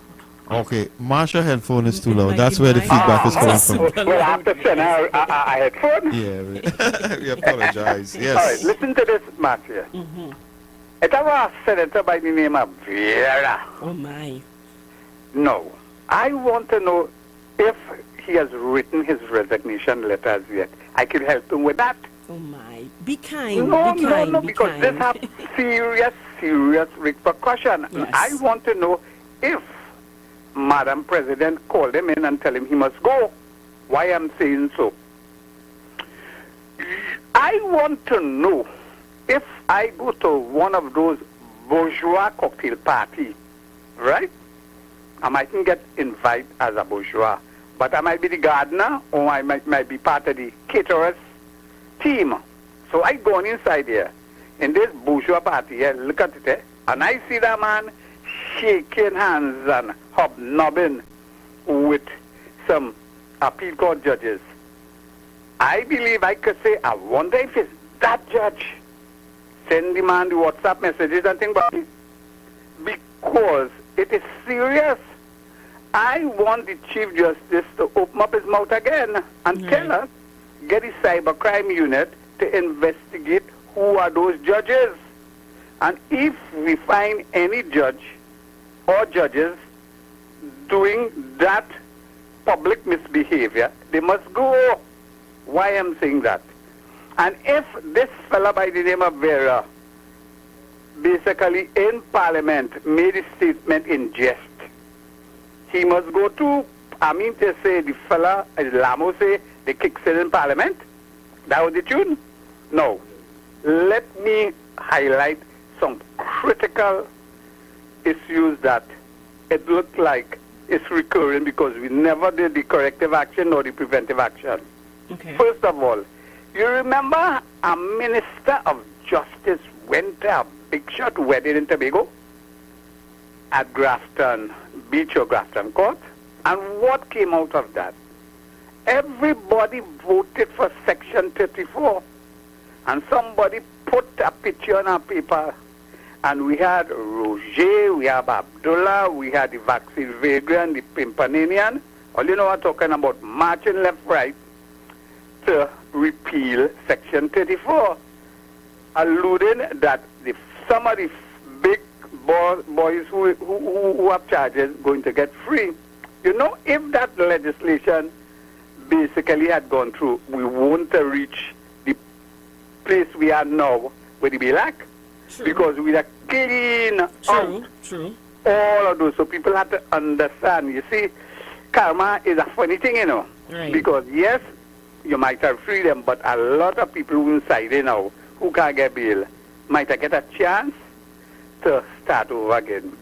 The other issue, you remember I had a chief magistrate by the name of McNichols, who, when he went into the box, remember that? Collapsed, and they didn't want to get no statement because they found them out. They interfacing or colluding or thing with the, I think, TPP office and an AG. You remember that? So perception, interface, and collusion with arms of the judiciary, with arms of the state, lead to where we are now. Right. It comes back. So I don't know why Vera's still there. I mean to say he bumped his gum, but now we understand the consequence. Yeah. So somebody the other day on another talk program tell me, well, the president ain't good nothing because he was defending she. So she looked like anybody defend she, it doesn't matter if it's right, wrong, or in the front. Yeah. She going with the flow. Uh-huh.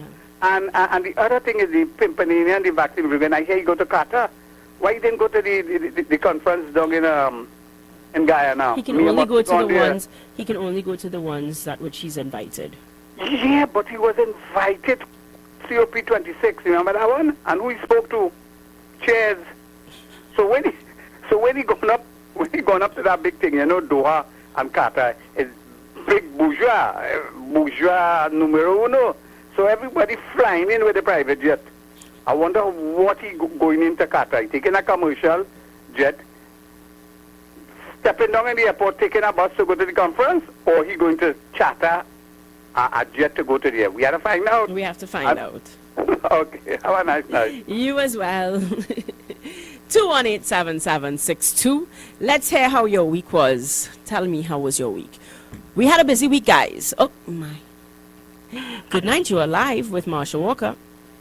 Good night, Marsha, and good night, Corky D. Sandra, I'm so happy you called because I have it. I wish I could just have somebody else's number here, so I'm going to hide it. I have your name, Sandra, okay, because I was supposed to. I have your name and your address, but I don't have your telephone number. Sandra, I need your telephone number. I do not have it in my book. 740 9147. All right, good. No, I don't have much money, but I'll talk quick. Something fast. Yes.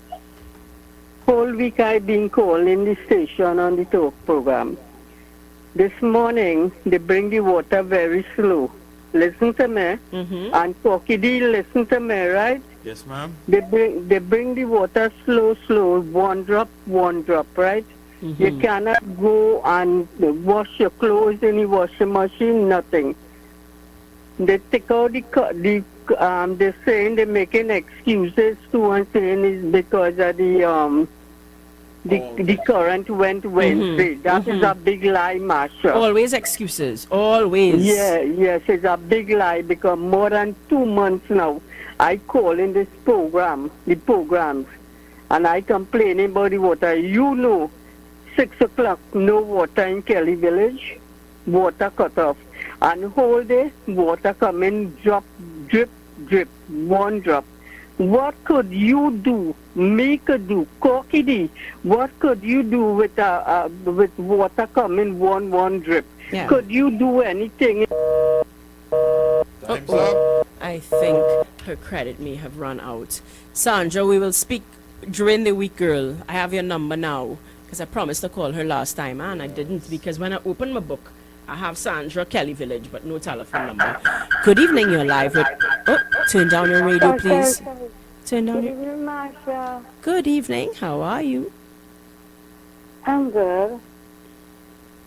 I was waiting a call from you. I didn't get no call. Okay. You know who this is, right? Remind me. I know the voice, but I don't... Angela. Yes. Okay. Well, Angela, we didn't get any T-shirts yet, right? We said that on air. Yeah. Right. So isn't that what I'm calling you for when I got T-shirts? No. Oh, that's the note I have. Angela, tell me the note I need to call you for. Remember, last Friday we talked about the caregiver? Okay. Yes. Okay, I put the note by the wrong name then because I got the voices mixed up. Okay, good. I have the note. I shall call you because that's why I just asked Sandra for her number. Sandra, what I want to know what we're talking about. I am now learning to get all the voices. So, Angela, I remember the voice now and I have the note. So, now that I know who I'm supposed to call, because I was going to call Sandra. Do you remember what it's about? I do absolutely remember that. Sandra just called and I said, Sandra, I need your number because I opened my book to call. And I thought it was Sandra was going to call. So now I know it's Angela supposed to call. I mixed my notes up. Remember, I went in a terrible situation, yeah. Okay. I will call you. I promise. So now I have my notes sorted. Okay. All right, Angela. I'll speak to you. Play me a nice song, huh? What song you want to hear, Angela? Very nice thing. I like what you like? Thing. I like those school things. Like old school soca, old school chutney, old school reggae. What you like? Send me the pillow. Like that? Nice reggae. Right. Nice reggae. Okay. All right, Angela. And I'll speak to you. Well, it wouldn't be over the week. It wouldn't be tonight, huh? It might be over the weekend or Monday. All right? Okay, sure. All righty. All right. Okay. Bye-bye. Thank you. You see, it's a good thing she called because I would have called Sandra and Sandra wants to know what I talking about. But now I have my voices in order. Now I have my voices in order. Because I didn't take her name, right? Hello, Dr. Phillips is on. Let me tell you, you know who's, wait, hold on. Good night, you are live with Marsha Walker. Good night, good night. Hello. Is Marsha Walker speaking? Yes, this is Marsha Walker. Were you not the said person by the Parliament early on? I think it was last week. In a crowd of people.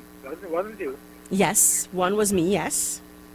You know, I don't know if you make out the voice is speaking. Are you Mr. Is it Hernandez? Are you? Yes. Hello, how are you? Yeah, well, I am there so far. What I'm calling about is that, you are taking the name for a number of persons. I call in the name of I did, and we passed them on. And I'm told that, we fight in. You told me that you spoke to one or two of them and there was a call.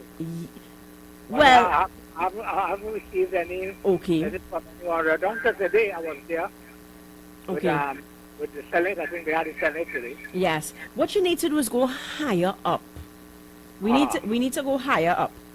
Are you on WhatsApp by chance? You on WhatsApp? No. You don't have WhatsApp. Okay. 54, yeah. Okay. I will follow up for you again. Sometimes, I don't know. I mean, sometimes they may not call because, they don't know what to tell you if they don't have an answer. But I will follow up for you so that maybe I can get the information. What is the concern with what is taking place? Well, it's just so much. It's so many things, to be honest. It's so many things that we're fighting for. And even just in my little constituency, there's so many issues. And I genuinely think, Mr. Hernandez, that what happens is sometimes they block the opposition so that we can't perform, right? I've been blocked by our councillor, by our corporation, all kind of thing, and sometimes I can't get answers, which is why I go to the media, of course. Before doing anything, they have to get in touch with me, and that's what they haven't done. Okay. Well, based on my understanding, I think they know the situation already because, of course, you had said Senator Mark and stuff have already put forward the things before court. So is it something else you'd like to tell them? Because I want to make sure I pass on the message correctly. Maybe I did not pass on the message correctly. Well, So you want them to get in contact with you first? No, well, let me, at least we spoke, and I gave a little idea of what was taking place. Yes. Yes. Right? All right. And you very well disturbed over the question of what the court were doing. Yes. And what you promised us to say that you would speak to them, and one or two of them would get in touch with me. But what I call about is that none of them have gotten in touch with me. Okay. I will ask them to get in contact with you. Okay. All right. Yes? All right. Thanks, Mr. Hernandez. Thank you. Okay. Bye-bye. He's such a sweet guy. Oh, gosh. Mr. Hernandez. Good night. You are live with Marsha Walker. Hi, Marsha. Good evening. Hello. Excuse me. Good evening to you and to Corky and to everybody out here. Marsha, how nice it is to hear Mr. Hernandez. This gentleman has really been fighting hard, Yes. And what it is I did, from the time I saw him outside the Parliament today, I started raising the issue again for them. Right. I mean, it's a I remember shame. that. I saw it. It's a shame, that these port retirees, they can't get their monies yet, but Rowley money mustn't slip out. You understand? His money mustn't slip out. He and Faris and all of them know the value of $1. But these retirees, they can't get their money to know the value of it. Oh, God, pay them now. A lot of them has passed on already. Pay the others that are there. Why it is that we have to be begging for what they owe us? This is not fair in this place. Even the NIS beneficiaries, you understand? They stopped the automatic increase from us in 2017.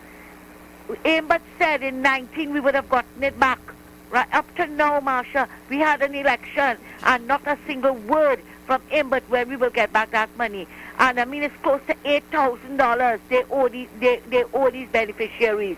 I mean, it might look like plenty to him, but because he could go and buy a generator. But you understand? But that's why he should. That's why, if it's so little bit of money, then it should be nothing. Take it out of your pocket change. This is it. Who goes pay the people, now, man?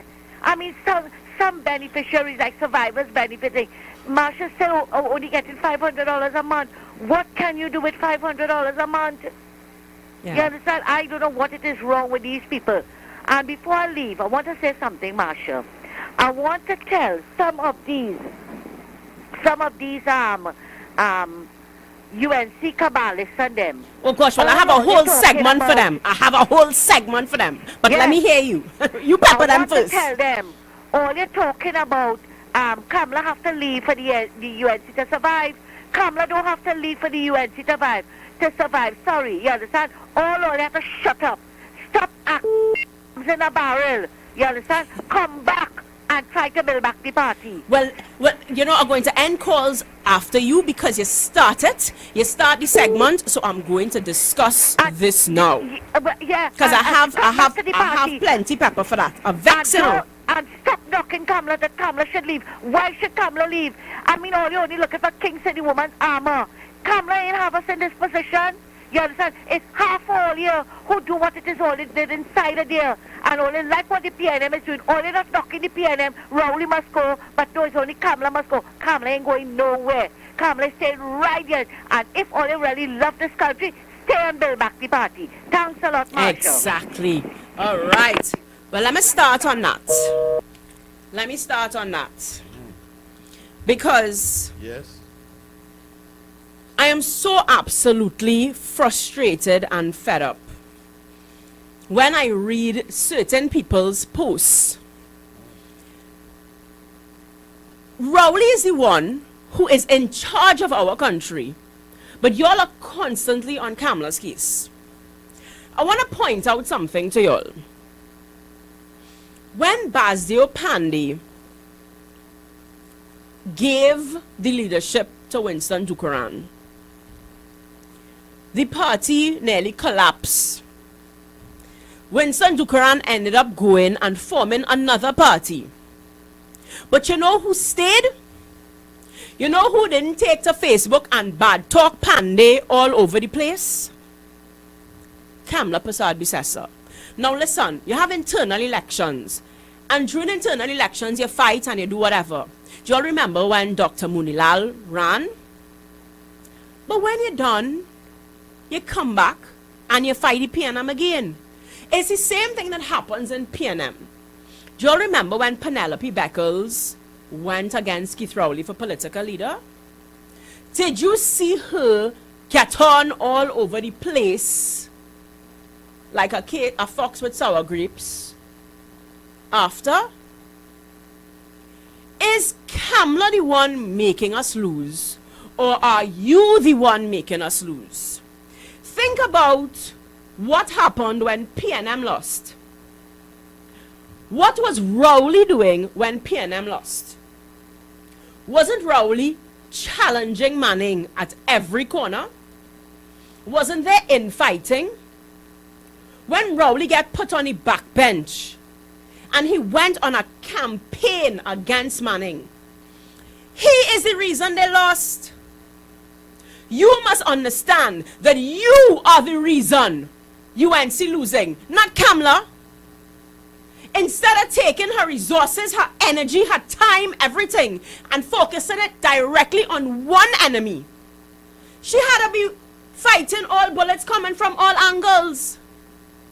And you must understand that the only person you behaving like is Keith Christopher Rowley. When Amory Brown, I was living in Diego Martin Central. I was living in Diamond Vale. And I did not like Darrell Smith because I used to be the PTA president of Arbor and he was the chairman of the corporation then, and tell me, oh, about I not allowed in his office, as if it's his office. Darrell Smith, to me, was the worst. Amory Brown got replaced by Daryl Smith. You all remember that? And if you remember, you see, I keep telling you all, I'm going to write a book or something, a short story, my journey from red to yellow. Because right-thinking citizens will understand that I didn't born with no yellow diaper on. It was a journey from red to yellow. So I would have known. I would have been, in fact, there was a We Support Amory Brown little camp. And I was part of it. I tell all you, I grew up in P&M house. I grew up in P&M country. And I remember at the time, in fact, you all will see, years ago, I did something on Parliament Channel. You all could check it out. I don't know if it's still there. And walking through Diego Martin Central, you know what P&M people say. Boy, I can't stand that Daryl Smith, you know, but how we go vote for anybody else but P&M? So I understand that. I understand P&M loyalty. I always say, me even trying. Me ain't trying. I talk to the swing voters. Me ain't trying. Right? After all that's said and done, when Amory Brown did not get the seat, you did not see Amory Brown going all over the place bad talking Keith Rowley. You did not see Amory Brown put up banners and billboards and all kind of things to bad talk Keith Rowley. In fact, you didn't even see Amory Brown go up to try to remove him as political leader. Amory Brown say, I gonna build the party, wait on my turn, and when it is time, well, I don't know if he has any political leader aspirations or whatnot. And that's the difference. That is why P&M could go on to run this country for how many ever years that they run the country for? 50 years, right? Because their members understand. When you are a member of a family, it don't mean they turn a blind eye to what they're doing, you know. But there is a way to handle internal disagreements. And you see this nonsense about what opportunity we have to talk? Well, let me tell you something. I'm not in the party half as long as all you. I don't have half the qualifications all you have. So how it is I find a spot at the table? You know why? Because our political leader always says the door's wide open to anybody who willing to work hard. But don't come and expect a seat at the front. Why? Because of what? Come and work hard. You're behaving like Keith Rowley. Because Keith Rowley is the only one I know to get on a high horse and bad talk his party because he is more important than country, party, anybody. Wife, children, everybody. He is more important. Keith Christopher Rowley is numero uno in his life. So, I want you to sit, and there's no love lost. This is not personal. But I am asking you to understand. We have one enemy, and that is the P&M. And I will explain over time why P&M is such an enemy. Why they are such an enemy.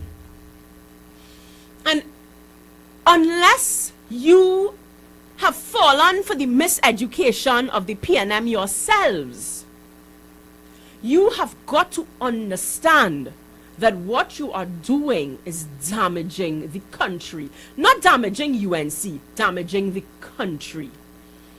There is a better way to handle internal differences. You are literally behaving like Keith Rowley. As I said, when Penelope Beckles did not win in the internal elections, you did not see her mount a platform and destroy the P&M. So you need to decide what kind of politician you are. Because I'm telling you, as a young woman, I am looking on, and you're not getting my support. You're not winning me over in any way. You're not. Put your head down and figure out if you think she is so weak. You have to sit and ask yourself, this woman's so weak, and we can't get rid of her, boy? Well, maybe she's not so weak. How to be? And if she's so weak, then you have to be weaker. And the party don't deserve weaker. The party deserves the strongest. As I've said. Sorry for those listening on radio and can't see, I needed to sip some water. Because this issue really gets to me. It really, really gets to me because I'm thinking of war. And I have, I'm a sniper and I have an enemy. And if I have to be thinking about my own soldiers in my own uniform shooting at me while I am trying to focus on the enemy in a different uniform, in a different color uniform, that gets to me. Because it cannot be your strategy. Because as I said, what I'm looking on and seeing is that you have poor strategy. Because you cannot expect the UNC to win an election if you are dividing the UNC. You can't. So that only leaves me to think two things. And here are the two things. That you lack the intellectual capacity and the ability to strategize, which means I don't want you in power. Or I question your integrity. Actually, it might be three things. Both seem to would be along the integrity line. Is having power the most important thing to you? Because I don't want somebody like that in power either. And the third thing, are you a sellout?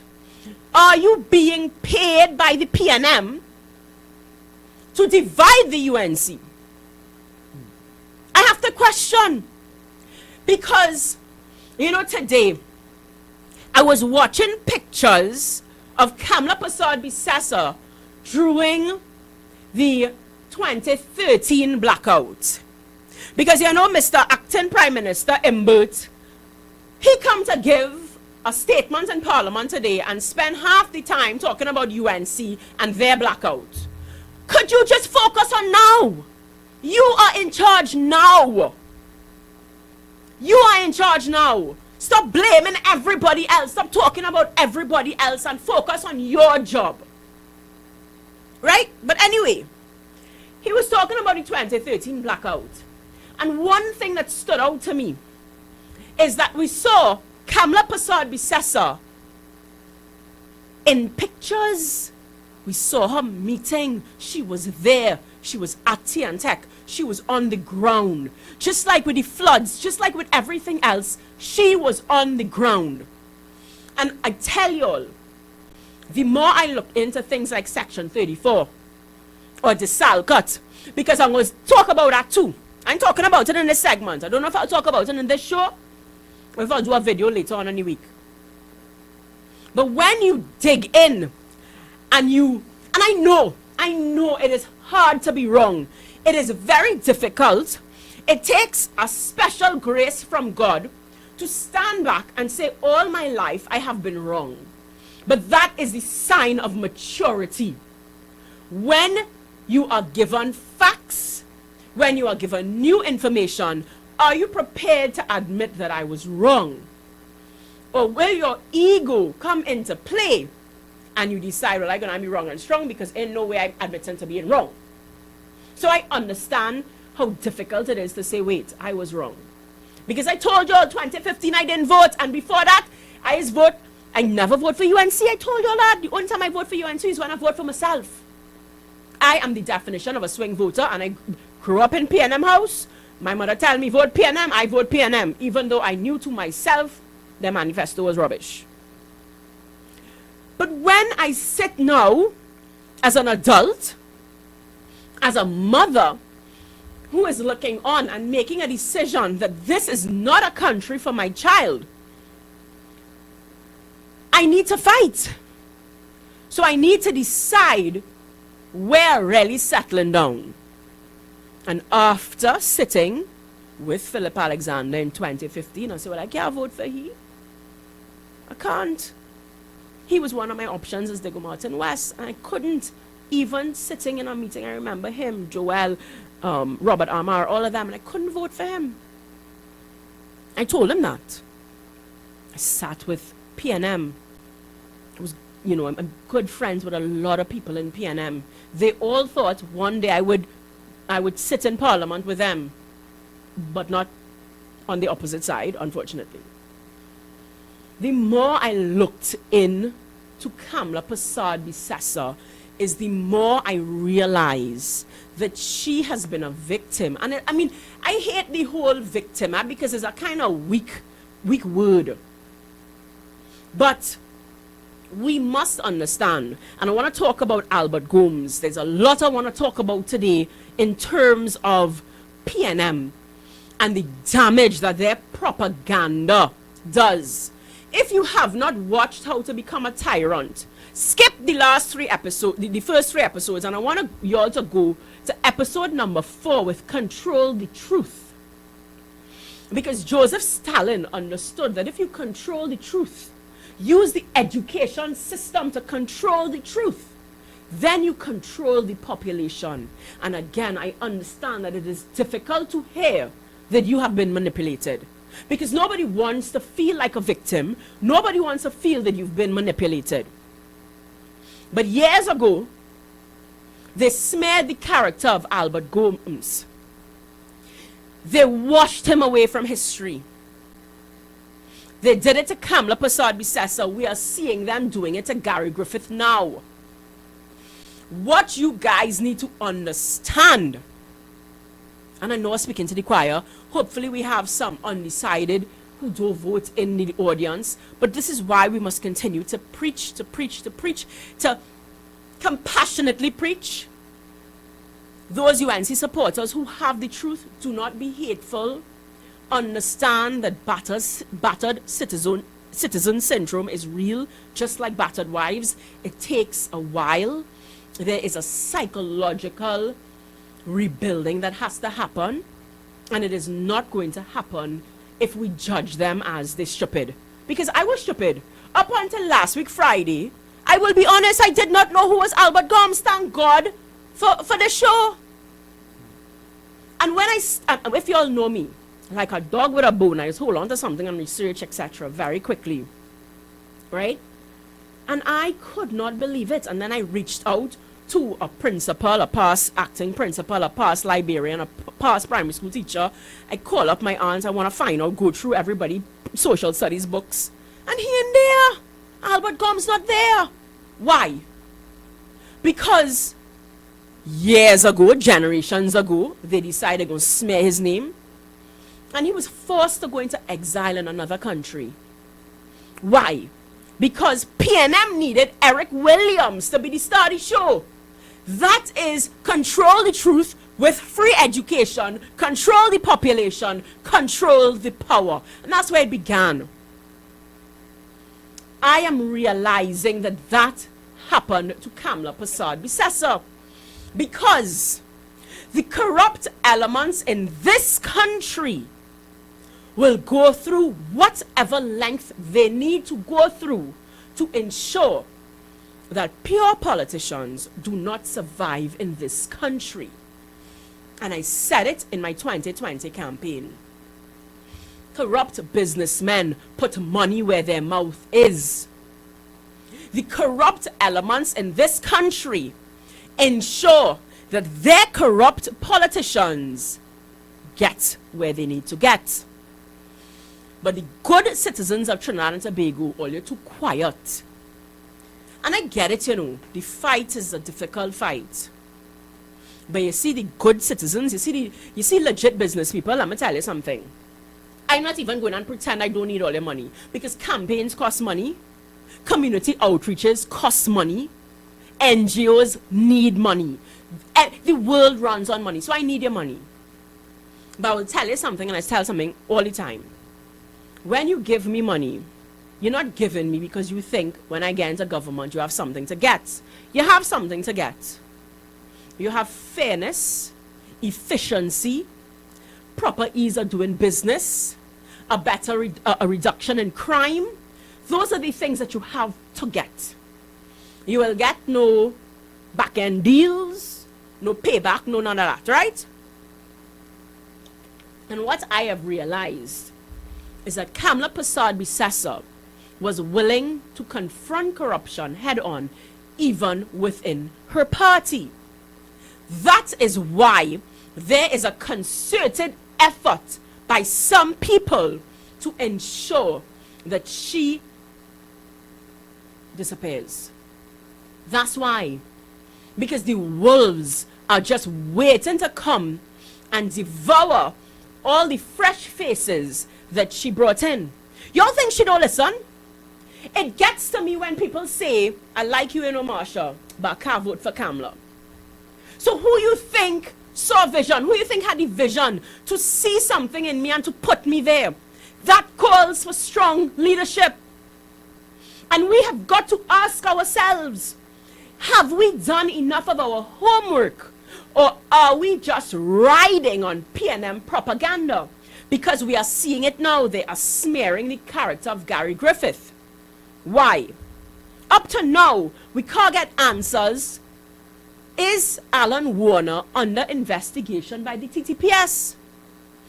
Did the Prime Minister lose confidence in Gary Griffith because he continued the investigation into AV oil and gas?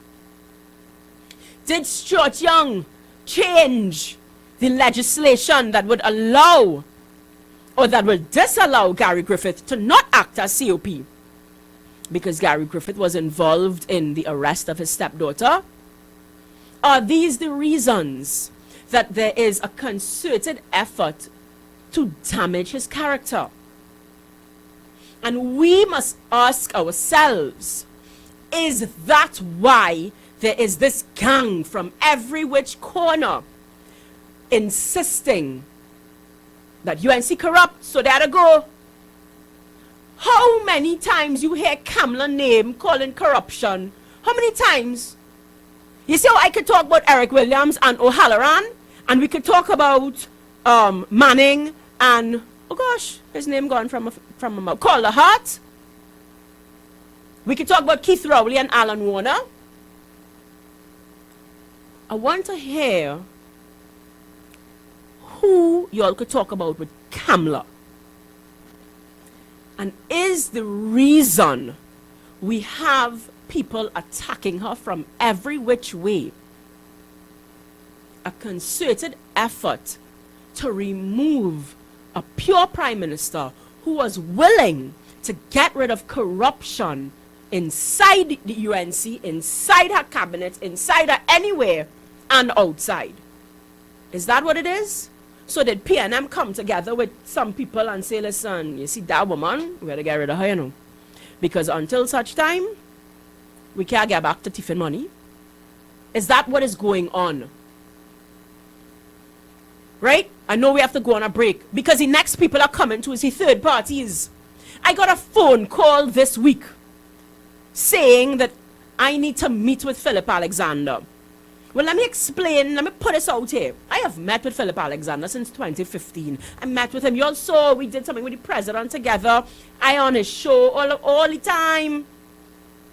So it's not that I didn't try to work with Philip Alexander. But I ain't leaving the UNC to join PEP first to begin. And I think that he is impossible to work with. He is. That's why you don't really have much anybody who is his shadow attorney general, who is the shadow MPs, who are the shadow ministers, who will be his Senate. I want to see these things. Who do you have buy-in from? Who do you have buy-in from? What is the caliber of people that you have buy-in from? Who will be your Minister of National Security? Because notice his best friend Gary Griffith isn't wearing orange. I'll have you all know. So why? Why your best friend is not your deputy political leader? These are the questions that we must ask ourselves. So when people come and tell me, Philip gonna come and take some of my votes, you're right. You're absolutely right. That makes me ask myself, well, maybe that's why UNC does not contest Tobago.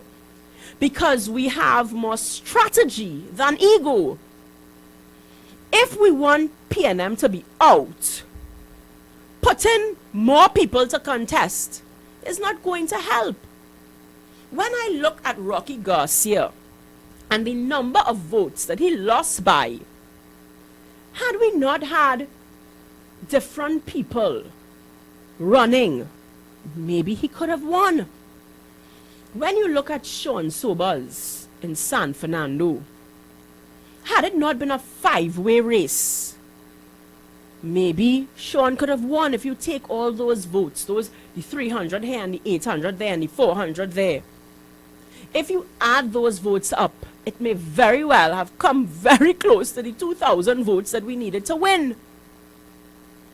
So third parties must now ask themselves, is my strategy actually encouraging a win for PNM?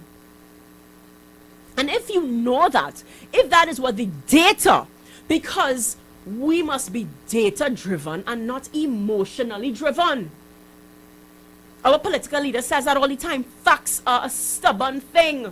And they like to say it's woman emotional.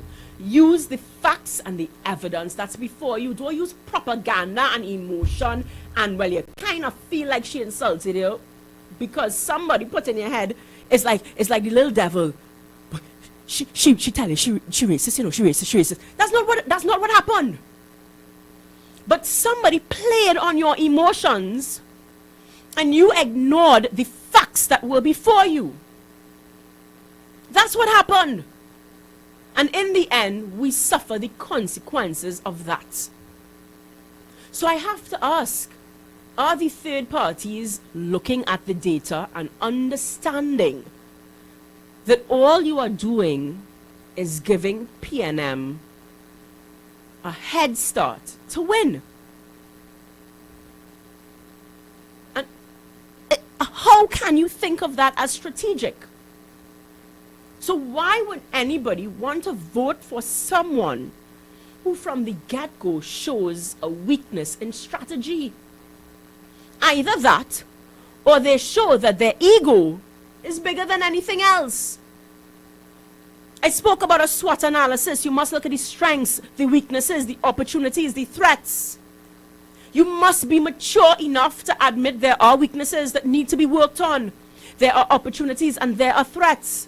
If you sit and you work on that and you come up with a proper strategy, the last thing in the world that you would do is send somebody to be another third party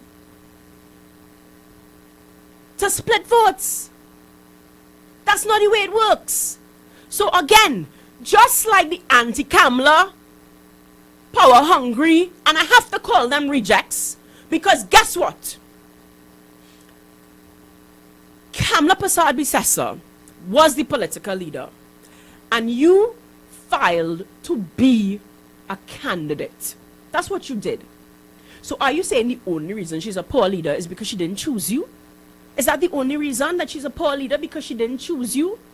And had she chosen you, what would you have done? Would you still be singing the same tune? These are things that you have to sit down and ask yourself. Because none of the people that are getting on the way they are getting on wasn't lining up to support her prior to her rejection. So, again, had she chosen you, what would be your tune? Is this a case of sour grapes? Because either which way, going along the line, it doesn't look good. Are you a sore loser? Are you a sellout? Are you being paid by the PNM to split the votes? Is your ego trump the best for the country? What is it? Or do you lack strategy? Because then we'll use a weak leader too. We have to go on a break. It's Marsha Walker, Fire Friday. Time has come. New 97.5. Make it your choice. Something for everyone. 97.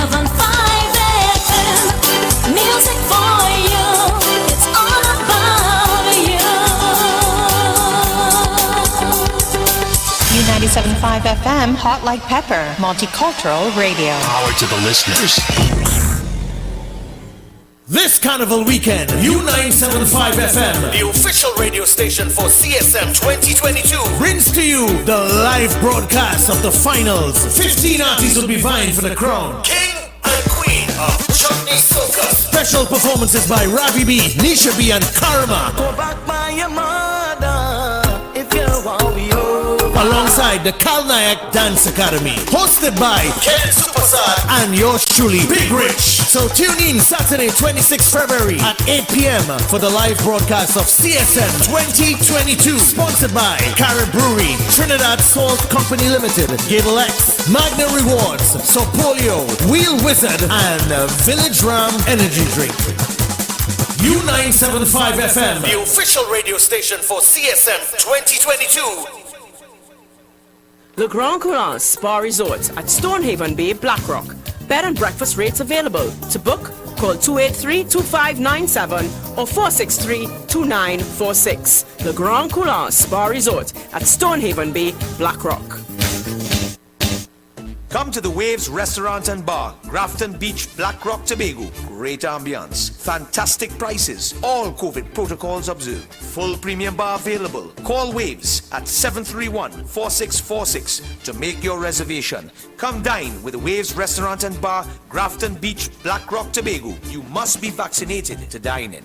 Island Hobbies, Bryson Road, Port of Spain, has the largest variety of toys in the Caribbean and South America. No one can beat our prices. If you see it cheaper anywhere else, prove it and we will beat it. Island Hobbies, Bryson Road, Port of Spain. Fresh Street Market, your neighborhood supermarket. Number 3 Andrew Lane, corner Churchill Roosevelt Highway and Andrew Lane, Derby, Mousica. Opening hours. Saturday 7:30 a.m. to 7:30 p.m. Sundays 8 a.m. to 6:30 p.m. When you think about fresh produce and good quality food, come to Fresh Street Market, your neighborhood supermarket. Number 3 Andrew Lane, corner Churchill Roosevelt Highway and Andrew Lane, Derby, Mousica. Fire Friday! Friday, mash up the place. Friday, in front of the face. Friday, red, white, and black. Friday, and black. Friday, Friday, Friday, Friday, Friday, Friday, Friday, Friday, Friday. Fire Friday! Thank God it is Friday. Thank God it is Friday, Friday. Yes! We're back. Yes. United we stand, divided we fall. That's the bottom line, guys, right? And that is why PNM's MO is to divide us. That's the bottom line. And I say it again, and I am certain, I am absolutely 100% certain, because I know my leader and I know her heart. She ain't holding no grudge. Y'all come and say, for me to work, she'll put you to work. I answered somebody. I wish I could find it might be too far down for me to go and look, because I want to address those who, as I say, they'll say, you know, but what avenue do members have for addressing their grievances, etc. Okay, we have a call. Hold on, let me take the call. Yes. I know I did not open up the line last time. Yeah. Hello? Good evening, you are live with Marsha Walker. You and your guest? Hello. Hello? Yes, how are you? All right, now, Miss Walker, Mm-hmm. let me start off. Uh-huh. Judas sell out Jesus Christ for 30 pieces of silver. Yes, then hung himself. Everybody know that. Then hung himself. Right. The PNM is not no strong party as people think. Yeah? You know, they only won with Really 28%, eh? They only won with 28% of the electorate. That's not strong. Right.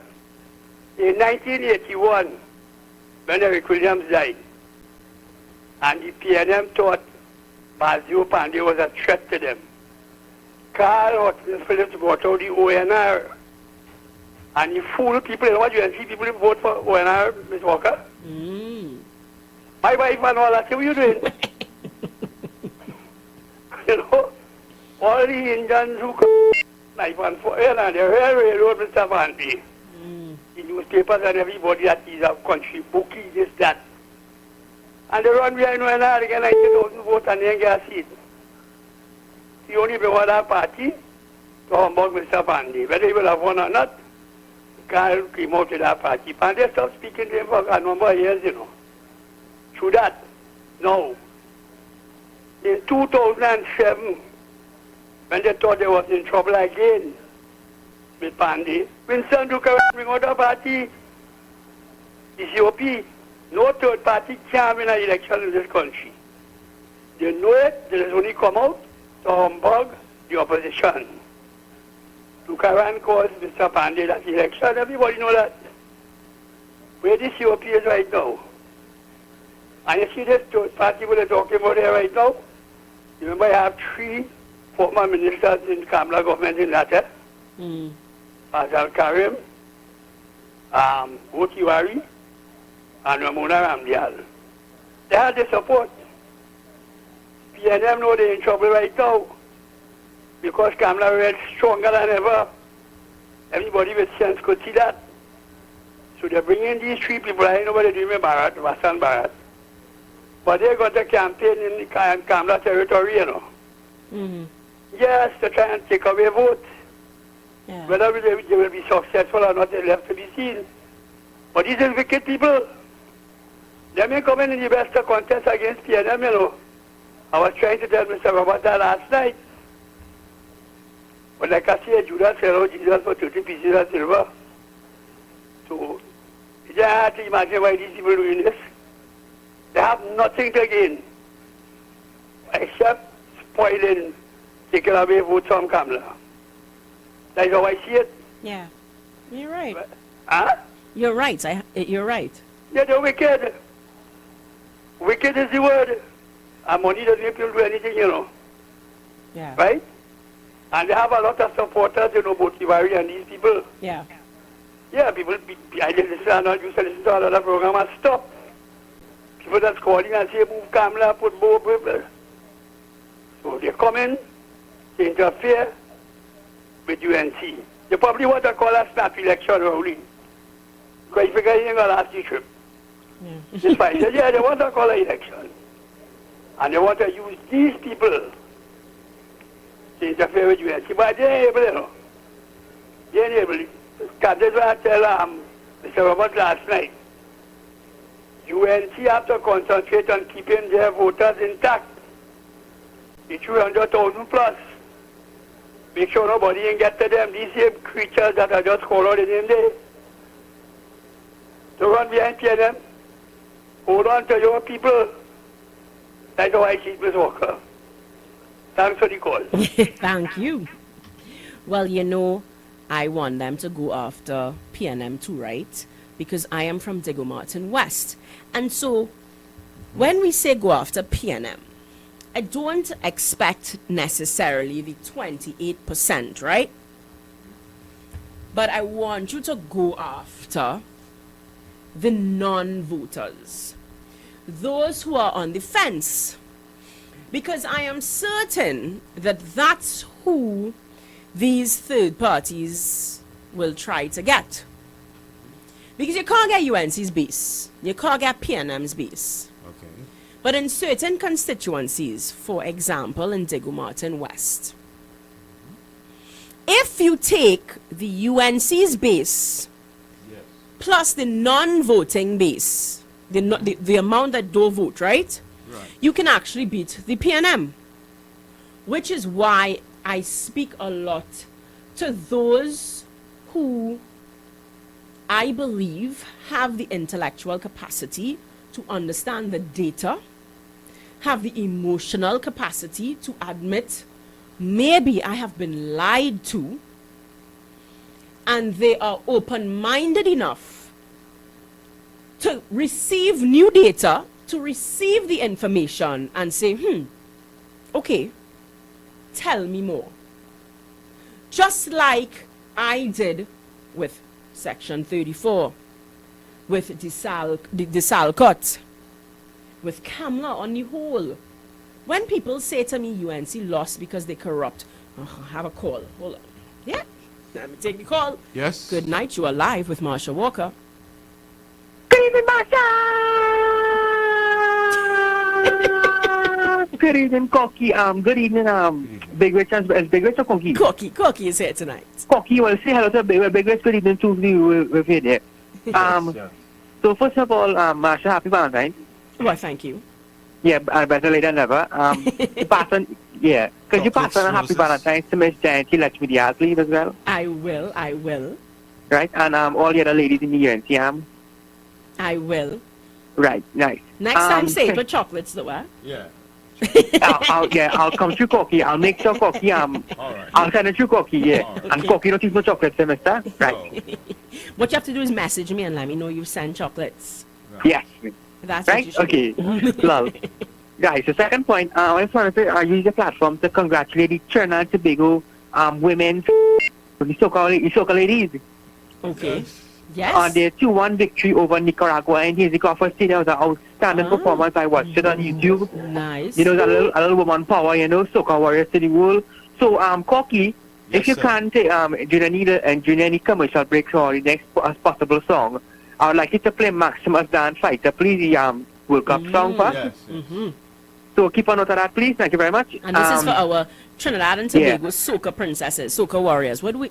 I remember they used to be called soca princesses. Are they still called that? Yeah, well, I like this like Maximus Dan one now, you know. So all of we, you know, soca warriors, soca ladies. All right. Right. The final point is that there's also there's a particular jargon in our political landscape, right? Mm-hmm. There's this jargon of PNM and years is the same. Yes. PNM and years, and from the inception of your contribution, you explain it perfectly. PNM and years is not the same. Nope. Also, there's this thing about if the PNM is accused of corruption, if they're accused of racism, if they're accused of non-performance, people like to say, oh, well, the same thing with the other side, you know. The same thing with the yellow side, you know. So not. And the reason people only do that are a corner of journalists, TV hosts, fellow activists, they only say that the PNM is such a this, that, and next, XYZ, and well, yeah, the next side. They only say that because they want to appear unbiased and neutral. But really and truly, we know that the problem is the PNM. Yeah. The problem was the PNM, the problem now is the PNM, and the problem in the future will always be the PNM. Yes. Even for other political parties.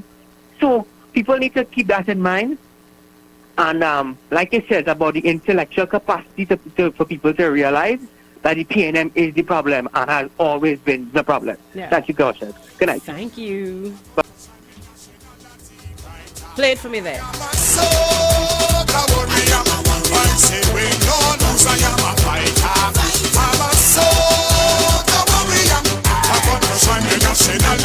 This is for our soca warrior princesses and their victory yesterday. Keep up the fight. We go defeat them by defeat.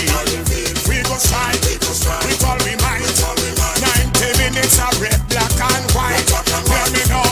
Anytime you see we in the uniform, to get the victories along. Well, I'm a soca warrior. I say we no lose, I am a fighter. I'm a soca warrior. I come to shine the nationality brighter. I am a soca warrior. I say we no lose, I am a fighter. I'm a soca warrior. I come to shine the nationality brighter. Show them who real up on the field. Let them know the position done. Good night, you are live with Marsha Walker. Hello, Miss Walker, good night. Good night, how are you? Okay, call him Twin City, yeah? Hello, Twin City. Yeah. I'm enjoying the program. Hold on a minute. Yeah. Hello. Good night, Marsha. Good night. How are you? I am fine, thank you. Well, nobody, no brother here, them is a friend. Hello. How are you? Yeah, I can't wait to see. I can't wait for Friday. You see, you have to come a little more often. Now, when you're in the talk with these people, you have to cut them kind of short too because other people want to talk. But what I want to say, these dead horses you're talking about, them is dead horses, them out of the race. Both Tiwari and Basa, them is dead men. It's dead men walking. Right? So what I want to tell you, now when we born in Aruka and grew up in Aruka, and now we in Trinity. Now listen, the person, everybody, why Jack wanna do help people in Aruka again? He built Contact Plaza. and it don't help them. You know why? Everybody in Aruka like PNM. That's like Aruka can't catch up. They can't catch up. They're struggling just to gas station and a KFC, that's all. And rum shop. Right? They can't get nothing. So it's good for them. And then next thing, the posting up for PNM who running La Maloney Aruka is this man, this man. The grass will grow on bottle. Right? You don't see it. Right? So I want to tell you something. These people and them, we have to get them out, and we're going to get them out. God see everything, right? When the dog woke up there, right? Rowley and along again, he had to go. And all of them had to go. Well, the Buck, he had to go too. He's the acting prime minister now. He's a waste of time. All them playing flip among games. You understand? And once we come back in power, very soon. Right? We can't take this stupidness so long. Right? So I want you to take care of yourself, and I'll call you next week again. All right. God bless, right? You too. Have a good week. We're in the Jersey. Oh gosh, let me tell ya, I just felt for a change, and you see the hoodie I have on here? It's so comfy. It's comfy, so I was just feeling for something a little bit more comfy. You see the t-shirt a little bit small and thing, right? So you know how to make sure that I pull in my stomach and all kind of thing. This one, oh gosh, it's just comfy. It's like a home pajamas kind of hoodie. You know, so some yes. So I'm a little sneakers and thing, just feeling comfy. All right, good. If you ask Corky, I don't even have on makeup. I never have on makeup. Take care and God bless you. Same to you. Thank you. All right, darling. Bye. Okay, bye-bye. Now, the only thing I want to say is the good for them line, you know, the response that we tend to say. You don't think it's good for them? I don't. Well, because in Big Yard, remember that's what I started with, and we didn't reach back to Big Yard yet. But I got a call on Wednesday, was the blackout, right? So I got a call Wednesday morning. Because there was a hole, well, the whole of Western Main Road is a hole. But the way that it is, you know, carnage is one way in, one way out.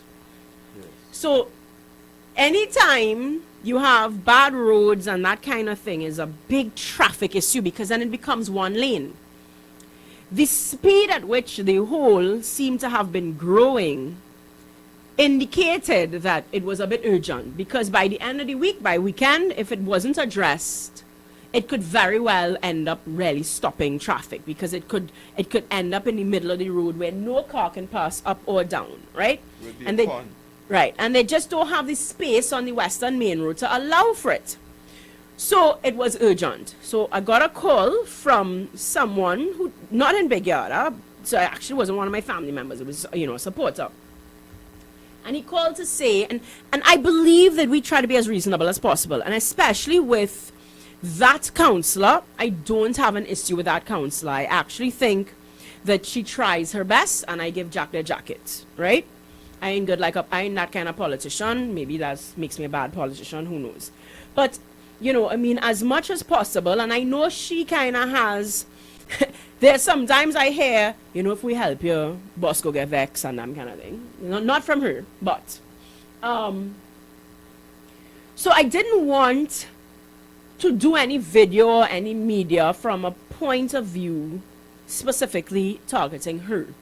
Because unlike the counselor in La Puerta, who's speak to you bad, who's hung up the phone, who can't respond to me, this counselor in Point Cumana is very, you know, we work, you know, we have an amicable relationship. When I called her for the garbage and whatnot, she responds. And she, you know, she answered the residents and whatnot, and she said, you know, well, she wasn't well and she was away, and it was going to be fixed by Tuesday. And so we needed to wait a little bit. Of course, Tuesday night had come and passed, and we did not hear, we didn't hear anything. So I made a visit on Wednesday afternoon, blackout and all, and you know, well, It was very funny. I wish Archie was around. I know Archie's not around tonight. That's why y'all not getting all the cool videos and everything in the back, guys. But the residents of Big Yard and you know, Carnage in general, one, they had no water. Because what you have to understand is that these areas, there's a hill. So when you have leaks and stuff like that, that really impacts the water pressure. It impacts everything. And Carnage is a fishing village. Can you understand the plight of the fishermen when there's no fresh water? So one fisherman was actually fixing his engine, and he needed fresh water to pass through and to get the engine started. And so he thought, you know, listen, we can't get water in the tap. Let me go out in the road. And well, so you see me running behind them to take video. It became funny, and so I saw that the video went all over the place. And I sent it out to media houses and everything. Again, I didn't do it in the same way that I had done with Arrogant Amber and La Puerta, because that one, as I say, I mean, that was 6 years, and we had tried every single channel, and we were not getting anywhere, right? As I said, this council is a little bit more amicable, etc. Anyway, in the end, by midnight, you saw we had wasser truck, we had everything, they pave, etc., etc. And I want the residents, I want citizens in general to understand that when we do these things, it's not that we're trying to oppose for opposing's sake, etc. But an opposition's job is to make sure the government does their job. So a lot of times this is not a personal issue. It's a country issue. So it's nothing that I have against any councillor or any of that. But we have to ensure that the residents that we are mandated to, on our side, we're not even elected. We get a mandate. I get a mandate from the political leader to ensure that whatever we can do is done for the people of Diego Martin West. So I will do that. Now, of course, I know some people say, why Diego Martin West, etc., etc., etc. But that's where my heart is. That's who I love. You know, while I working, Sarah was able to go and play with her cousins and stuff. That's where I from. And of course, that makes it a little bit easier, you know, to serve people that you love, that you genuinely grew up with. You know you love them, right? Anyways, going off track. When I put the video and stuff, it went all over the place. And some of the comments, guys, you know, they get what they deserve. They take that, you know. A lot of the comments are hateful. And I spoke about that last week. Do not allow PNM and other people's filthy mouth affect us. That is not who we are as a people of Trinidad and Tobago. And I'm going to say it now to my own supporters. We don't play in mud with the pigs. Michelle Obama said it most eloquently. When they go low, we go high. We are leaders, each one of us. We are to lead by example. Our supporters are to lead by example. And that is through compassion. We don't behave like the Prime Minister who say, choose your man wisely, or I'm not in your bedroom. So we don't get to say, well, I'm not in your election booth and all, they didn't choose all your man, so take what all they get. We get to be different. We are called to a higher standard. I am calling you guys to a higher standard. Battered citizen syndrome is real. It is actually a real condition. And it's very similar to battered wife syndrome. And I would hope that our men and women out here have patience and understanding with wives that have suffered abuse. Because, I mean, y'all would know that that's one of the causes that I champion. So when women go back to their abuser, the last thing that she needs is for her family or her friends to say, well, you like that? So me helping again. No. She needs that constant support. She needs to know that anytime you're ready to leave once and for all, we are here for you. No judgment. That's what she needs. And that's the kind of language that she needs. You know, professionals say that it takes a battered wife up to 7 times trying to leave the home. We talk about things like finances, the fear of the unknown. So when your abuser psychologically breaks you, so they make you think, one, this is your fault. So of course when your abuser is saying that this is your fault, when we as the opposition, when we as our supporters, when we come and say, but it's your fault, you vote for it, you are adding to the breaking, because the abuser is saying that they get what they deserve, and we are saying they get what they deserve. So I would like, and I'm calling on us to say it, to change our narrative tonight, that this is not what they deserve. They did not deserve to be lied to by the PNM for the last 60 years. I said it. Up to last week, Friday, I did not know who was Albert Gomes. And I was ashamed. I was ashamed and angry at the same time, because it really shows just how deep this PNM tyranny goes. They manipulated us from the start. And now more than ever, I feel as though the PNM is this abusive father who is meant to protect me. That was what you were meant to do. You were my first prime minister. You were meant to protect us as a country. And now I know why just a few years later there was a Black Power movement. But you now use free education, and you have controlled the truth, and you have rewritten history to serve your selfish political ways and needs. And that hurts me, it angers me, and I'm going to ensure that I use every last ounce of breath that God gives me to make sure that those like me who have been lied to all their life are told the truth. But I want our supporters to understand that we are already dealing with hurt. You have to understand that growing up, we believe that PNM is family. We believe that. We believe that Eric Williams is our father. So when you come and you say, and I mean, I'm going to use my own biological father as an example. I mean, I've said this publicly. My father was abusive to my mom. I mean, he's not the best human being. I love him to death. And it is a difficult thing to see the truth about someone that you love.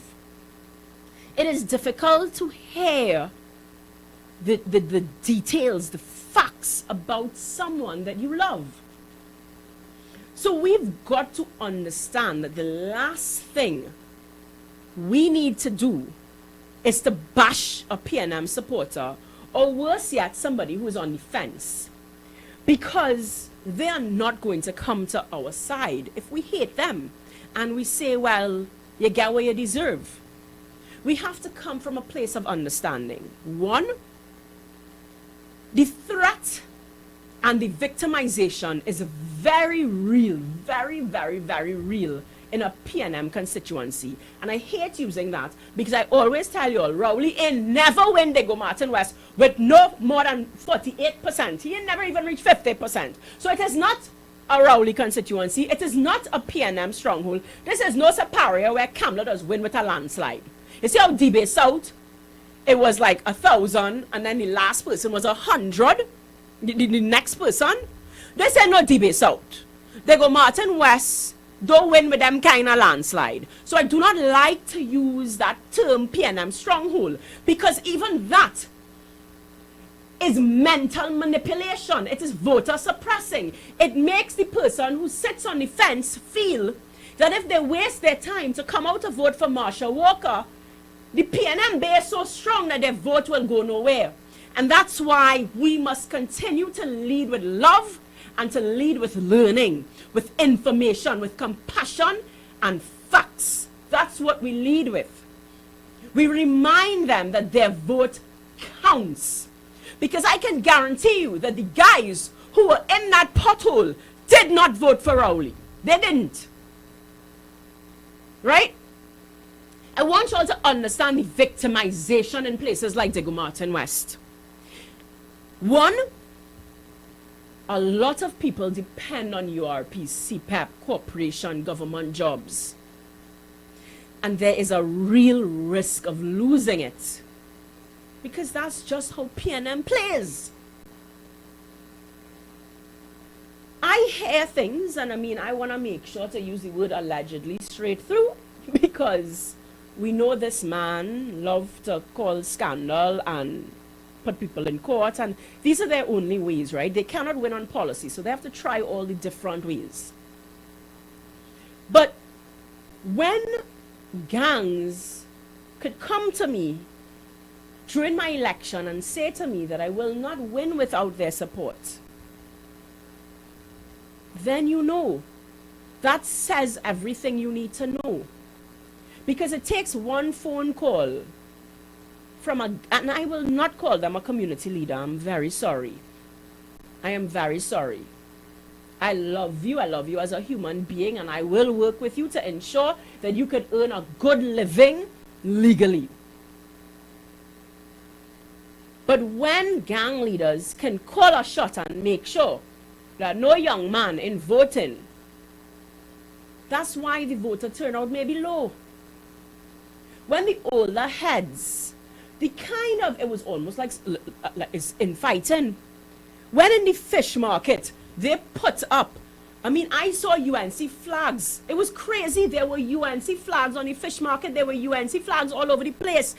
And some of the PNM older heads, it just takes one person to come down to the fish market and get on. Like how she sees her leader get on. And you know what the fish market would say, listen, we ain't for all of that, you know. Let me pull it down. And they call and they say, you know, we go support you. You have our vote. But you see that kind of fight and thing, we don't want that. So that in itself reduces the way that we could campaign. I am telling you, they had parents who told somebody, when the younger ones told their parents, listen, I don't want to depend on no government work for the rest of my life. This woman could bring change. How long we go vote for the same PNM? I am telling you that the older ones told the younger ones, all you want to have somewhere to live and somewhere to eat after election, all you best know what to do. So these things are real. They are real. And if they are experiencing hate from PNM, and then they turn and they experience hate from UNC, then what is left for them to do but to not vote? And that's why the voter turnout is so poor. So we must welcome them. We must ensure that when we see situations like that, I mean, the condition in Big Yard is so deplorable. The condition in Carenage is so deplorable. I wish Archie could have put it up. But could you imagine the morning after they picked up garbage in Big Yard? It's garbage. So where are the scrapers? And I don't want to speak ill of the garbage collectors, because chances are if I call, they were not paid, which is another big problem. But where is the, you know, the same councillor put up a picture of her walking the area, and she boasting as, you know, she walk in the area and alongside her is the MP's personal assistant. All you ever see any UNC MP walk when the UNC MP replaced by a personal assistant? Oh my goodness, that was so shameful. And to think that this is what they believe to be good and to be normal. And that's why I'm saying that we have to help show them that better is possible. You read books or anything that talks about an abusive person, you know, somebody who's been abused. They genuinely believe that this is normal. They believe that everybody's going through this. They believe that if they leave here, there is no guarantee that the next person is any better. We have got to help heal that thinking. We have got to show them that this garbage situation is not appropriate, it's not right, it's not unhealthy. The place was smelling stink and it had flies, and oh my gosh, my nieces and nephew playing right down the road. That can't be right. I'm going to tell you, Keith Rowley, if there's one place you best to take care of his big yard. If there's one place, because that's my family. And so, back to UNC. We have got to love them and come from a place of compassion. And I see somebody jump in the chat that UNC and PNM same thing. Listen, the foreign reserves say that we are not the same thing. The number of schools built under the People's Partnership says that we are not the same thing. The fact that Kamla Prasad Bisesa was woman enough to say, go clear your name and come back, shows that she is not the same thing. Don't insult my intelligence by coming on this chat and saying that UNC PNM is the same thing. What you do when you say that is you watch me, Marsha Walker, and you say you're stupid. You have no brain. Because the facts are in front of me. The facts are in front of me. And I could see that it's not the same thing. Because Kamla Prasad Bisesa held her government to the highest level of integrity. And it didn't matter, even though the Constitution said, innocent until proven guilty, she held her cabinet members to a high standard, to the highest standard that the Westminster system calls her to hold them to. So if there was a perception of guilt, you have got to do the honorable thing. You must leave and come back. That alone, I don't need to call the house, the number of schools built. I don't need to call the number of hospitals built. I don't need to talk about the water and how many more citizens saw water. I don't need to talk about that. I could simply speak about what is obvious for anybody else to see. Faris Al-Rawi is involved in so many scandals. Talking about scandals, I'm going to talk about Schoon just for 2 seconds because my time running out. PNM thinks so little of us that they think they could, a minister's son, and if we pay attention, who is the minister's son? Paula Gopi Schoon, a Manning supporter, not a Rowley supporter, a Manning girl.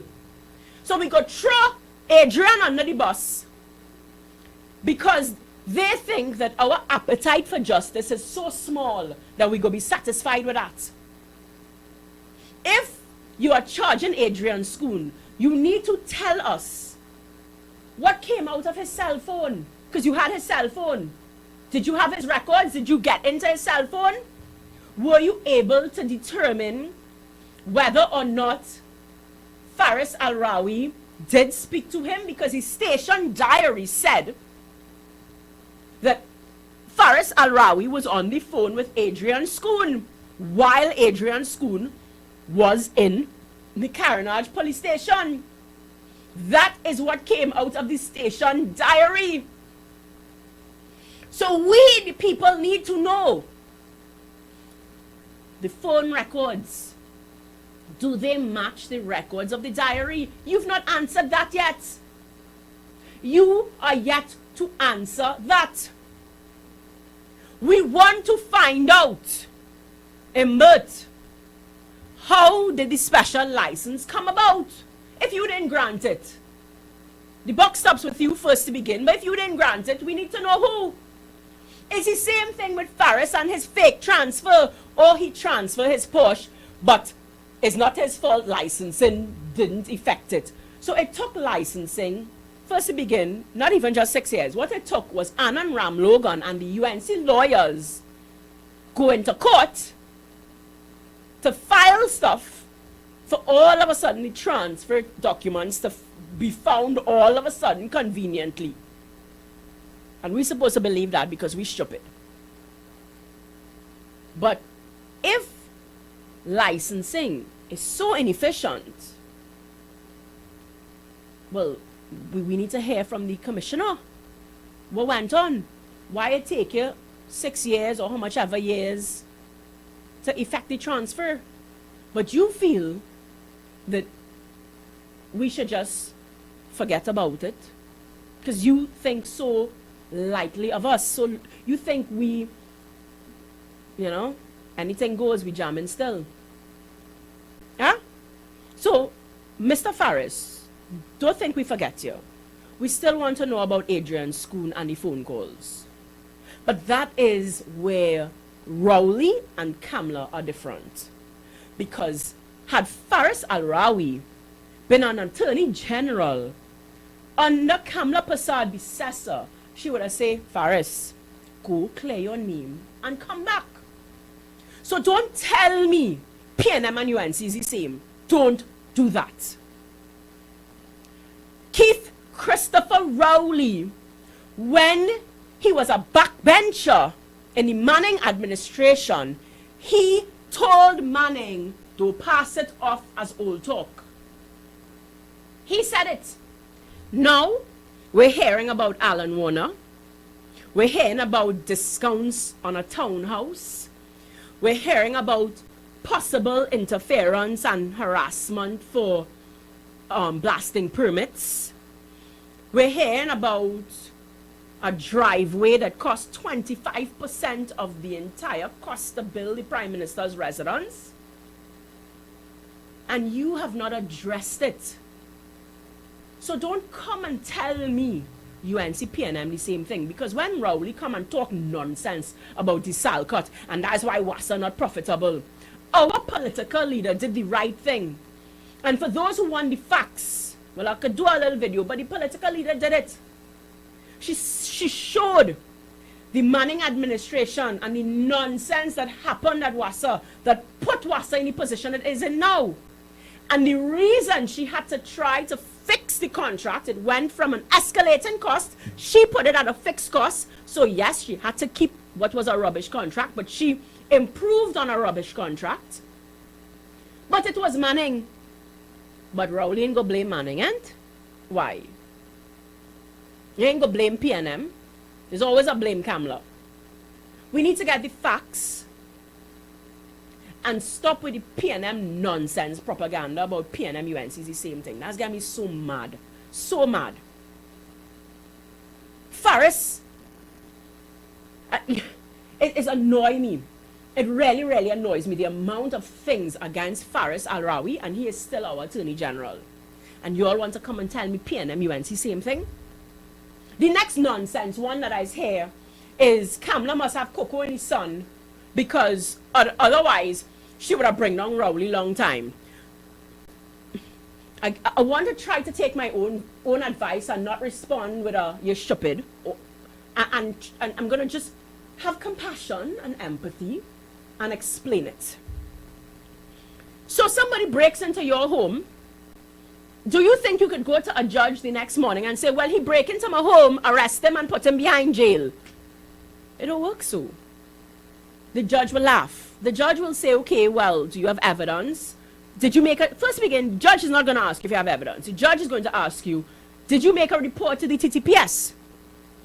You need to go to the TTPS. The TTPS will conduct an investigation. They will find evidence. You will have to go before the courts, and there is a process. First of all, the only reason we even know about PNM's corruption is because Kamla does not have cocoa in his son and is able to bring up the facts about Rowley. That's the only reason we even know about it. She has used the tools available to her to come and tell us, are you all aware that Vincent Nelson was paid millions of dollars in legal fees before conveniently turning state witness? How you think you find that out? Because Kamla brought it to light. So if she had cocoa in his son, why would she bring it to light? But after that, guess what has to happen? She can say it. She can call for the TTPS to have an investigation. But I want you all to answer if you all think when she calls on the TTPS to launch an investigation, if it's going to go past that.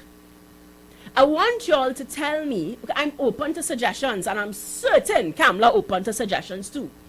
How does she get past calling for an investigation and having the TTPS investigate, bring evidence, carry it to the DPP, And both of them work together to say, right, we need to go to court. How does she get involved in that part of it? How? How does she control the TTPS to ensure that the evidence is found, that the investigation is free and fair? Or do you all want her to become a dictator and get involved in independent people business and pass law and do what you have to do and put a puppet at the helm? Is that what you all want? She has to use the laws that are available to her. She has to use the tools that are available to her. Do not let PNM propaganda seep into you in the middle of the night and have you spewing things that logically makes no sense. Just like we wait 10 years to hear a young man sit down in Raymond Yard to only hear no case submission and, well, sorry about that, but you could go on with your life now. It's the same thing. Kamla could only investigate on her side. She can only bring things up. And as you all can see, every which way that Kamla lawyers fighting, they're winning.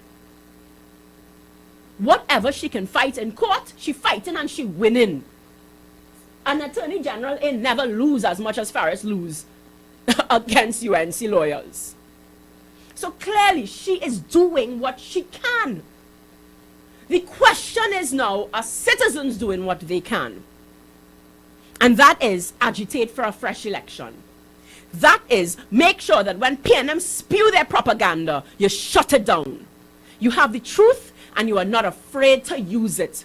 We have got to be as bold-faced as the corrupt elements in this country.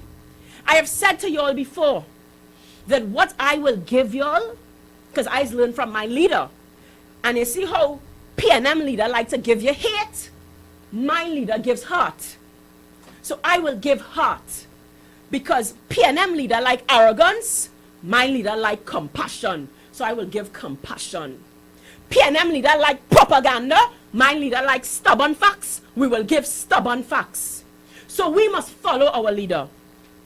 We must give heart, we must give compassion, and we must give facts. That's what we must do. And to our supporters, when we give you our heart, we are depending on you to protect it. Because there is something that weak men like to do. And that's why the rate is the way the rate is, the gender-based violence is the way it is. Because when a woman opens up her heart, a strong man protects it. A weak man tramples on it. And that is what we have seen. When Kamla Persad Bissessar gave Trinidad and Tobago her whole heart, PNM used it and trampled on it. And I am making a call to UNC supporters that we must go get it back. And like Roman soldiers, when they put their shields around their leader, and we must protect her. There is a saying, of course I had it on my old Facebook. Well, I still can't find my Facebook, by the way. But we know how things go, right? Control the truth, and you control power. So it ain't no secret my Facebook gone down. But we will remember the friends that did not speak up for us. I will forgive the enemies, but I will remember, I will not forgive the friends that did not speak up for us. This war that we fight in, you have to understand that you are fighting this, we are fighting this war for you, for your children, and for your grandchildren. We have decided to put our face in public. Corky talks about it, why we close the window, because of the real threat that public life can bring. I speak about it all the time, where PDP, gosh, his name is not coming to me, PDP leader, gosh, Corky, PDP leader, yes. Not Watson Duke. Oh my goodness, why is his name? Oh, gosh, his name, and whatever. So, I'm saying Farris' name all the time, so now his name not coming to me. Augustine, Farley Augustine. Yes. He said, and he spoke about the social media warriors, and that they wanted it more than even them. Our social media warriors must be on the ground fighting every battle. When PNM lies come out, we are giving you guys the truth. Speak it. And when you see Karina and Lisha doing the thing, and you see Alan doing the thing, jump in. Oh gosh, Anna does do a good job of that. You must jump in. We must have 100 people jump in to make sure that the PNM trolls know that we will not any longer allow you to spew your lies to the onlookers. Because there are quiet onlookers who sit on the fence and they are genuinely confused by the lies. I mean, I tell you, even when I watch in Parliament, salespeople are smooth. They are smooth. It don't mean they're truthful. So sometimes I would be confused because what Farah's saying making so much sense and it's sounding so good. And then by the time I really dig into it and I get the information and I understand it, I say, my gosh. Right? As I always tell all that, you know, that's how players behave. Players just come and lie to you and make you believe the lies that they're telling you. It's another woman put a hickey on your neck, but you coming to tell me, but you didn't remember that, but it's lies so smooth. You see everybody in the studio laughing because they know it's true. There's lies so smooth that you think you're going mad. Yes. You see, only know my husband take. How long my husband take since he was 6 years old? No, I'm going to explain now. The good boy, right? Since he's 6 years old, he can't talk to me because he's a good boy. Yeah. Right? So he didn't have no game, none whatsoever. Oh gosh, poor boy. Love him to death, but he didn't have no game. Whatever is the opposite of smooth is my husband. And sometimes that may be what is happening. That you have these con artists who lie to us so well. We have got to be strong. We have got to be strong in our conviction. We know the truth. You guys could message. Sometimes when I'm trying to find out information, I call different MPs, call different senators, call Dr. Megu, call whoever you had to call to get the information. Start to do research. All the bills in Parliament, everything is there. And equip yourself with the truth. Right? And be bold. That's the next step. Don't just know the truth for yourself, but be bold. Because it may feel as though it didn't make sense answering that PNM troll because he ain't going to change his mind anyway. But believe it or not, the fence, the people on the fence, the onlookers, they are looking on and they're genuinely confused and they need someone who, without all the bacchanal and with all the hate, to just give good, clear, stubborn facts. Well, because we need to bring those on the fence over to our side. So I'm asking you, as I leave here tonight, let us remember to follow our leader and lead with our heart, lead with compassion, and lead with stubborn facts. Yes. No more it's good for them, that's what they vote for. They genuinely do not understand that better is possible. Our education system has done a number. They have found a way through the education system to control us. Yes. It is difficult. It is difficult to admit that we have been manipulated. And so we must begin the healing by not reciprocating the hate. All right. Guys, it is Marsha Walker. It is 9 p.m. And It's it's 9 p.m.? So yes, 9 p.m. already, and it's so much happened this week. So much happened this week. Yes, we didn't even yes. talk about the blackout and Wait, now you didn't and get the to talk absent about Prime that? Minister. No, All imagine talk that. and- oh my God. Imagine that. But I did talk about the difference Let's go between next hour. Kamala and Keith. All right. Because when the blackout happened in 2013, you saw Kamala. She was with her hard hat inside TNTech, Yes. walking about. Great lady. Yeah, But we she's can't see great. Keith up to now, right? Keith? Who's Keith? Exactly. Oh. Absent. That's who he is. Absent. Guys, have a fantastic weekend. Have a Yes. fabulous week. And I will Fantastic. see you next week, Friday. Next week. Okay. Ladies and gentlemen, boys and girls, good afternoon. And we're gathered here for the game of your life. Lovely, lovely, lovely. I want to see you put your flags up in the air right now. Sing. Whoa, whoa. DJ Vishal and Halima is up next.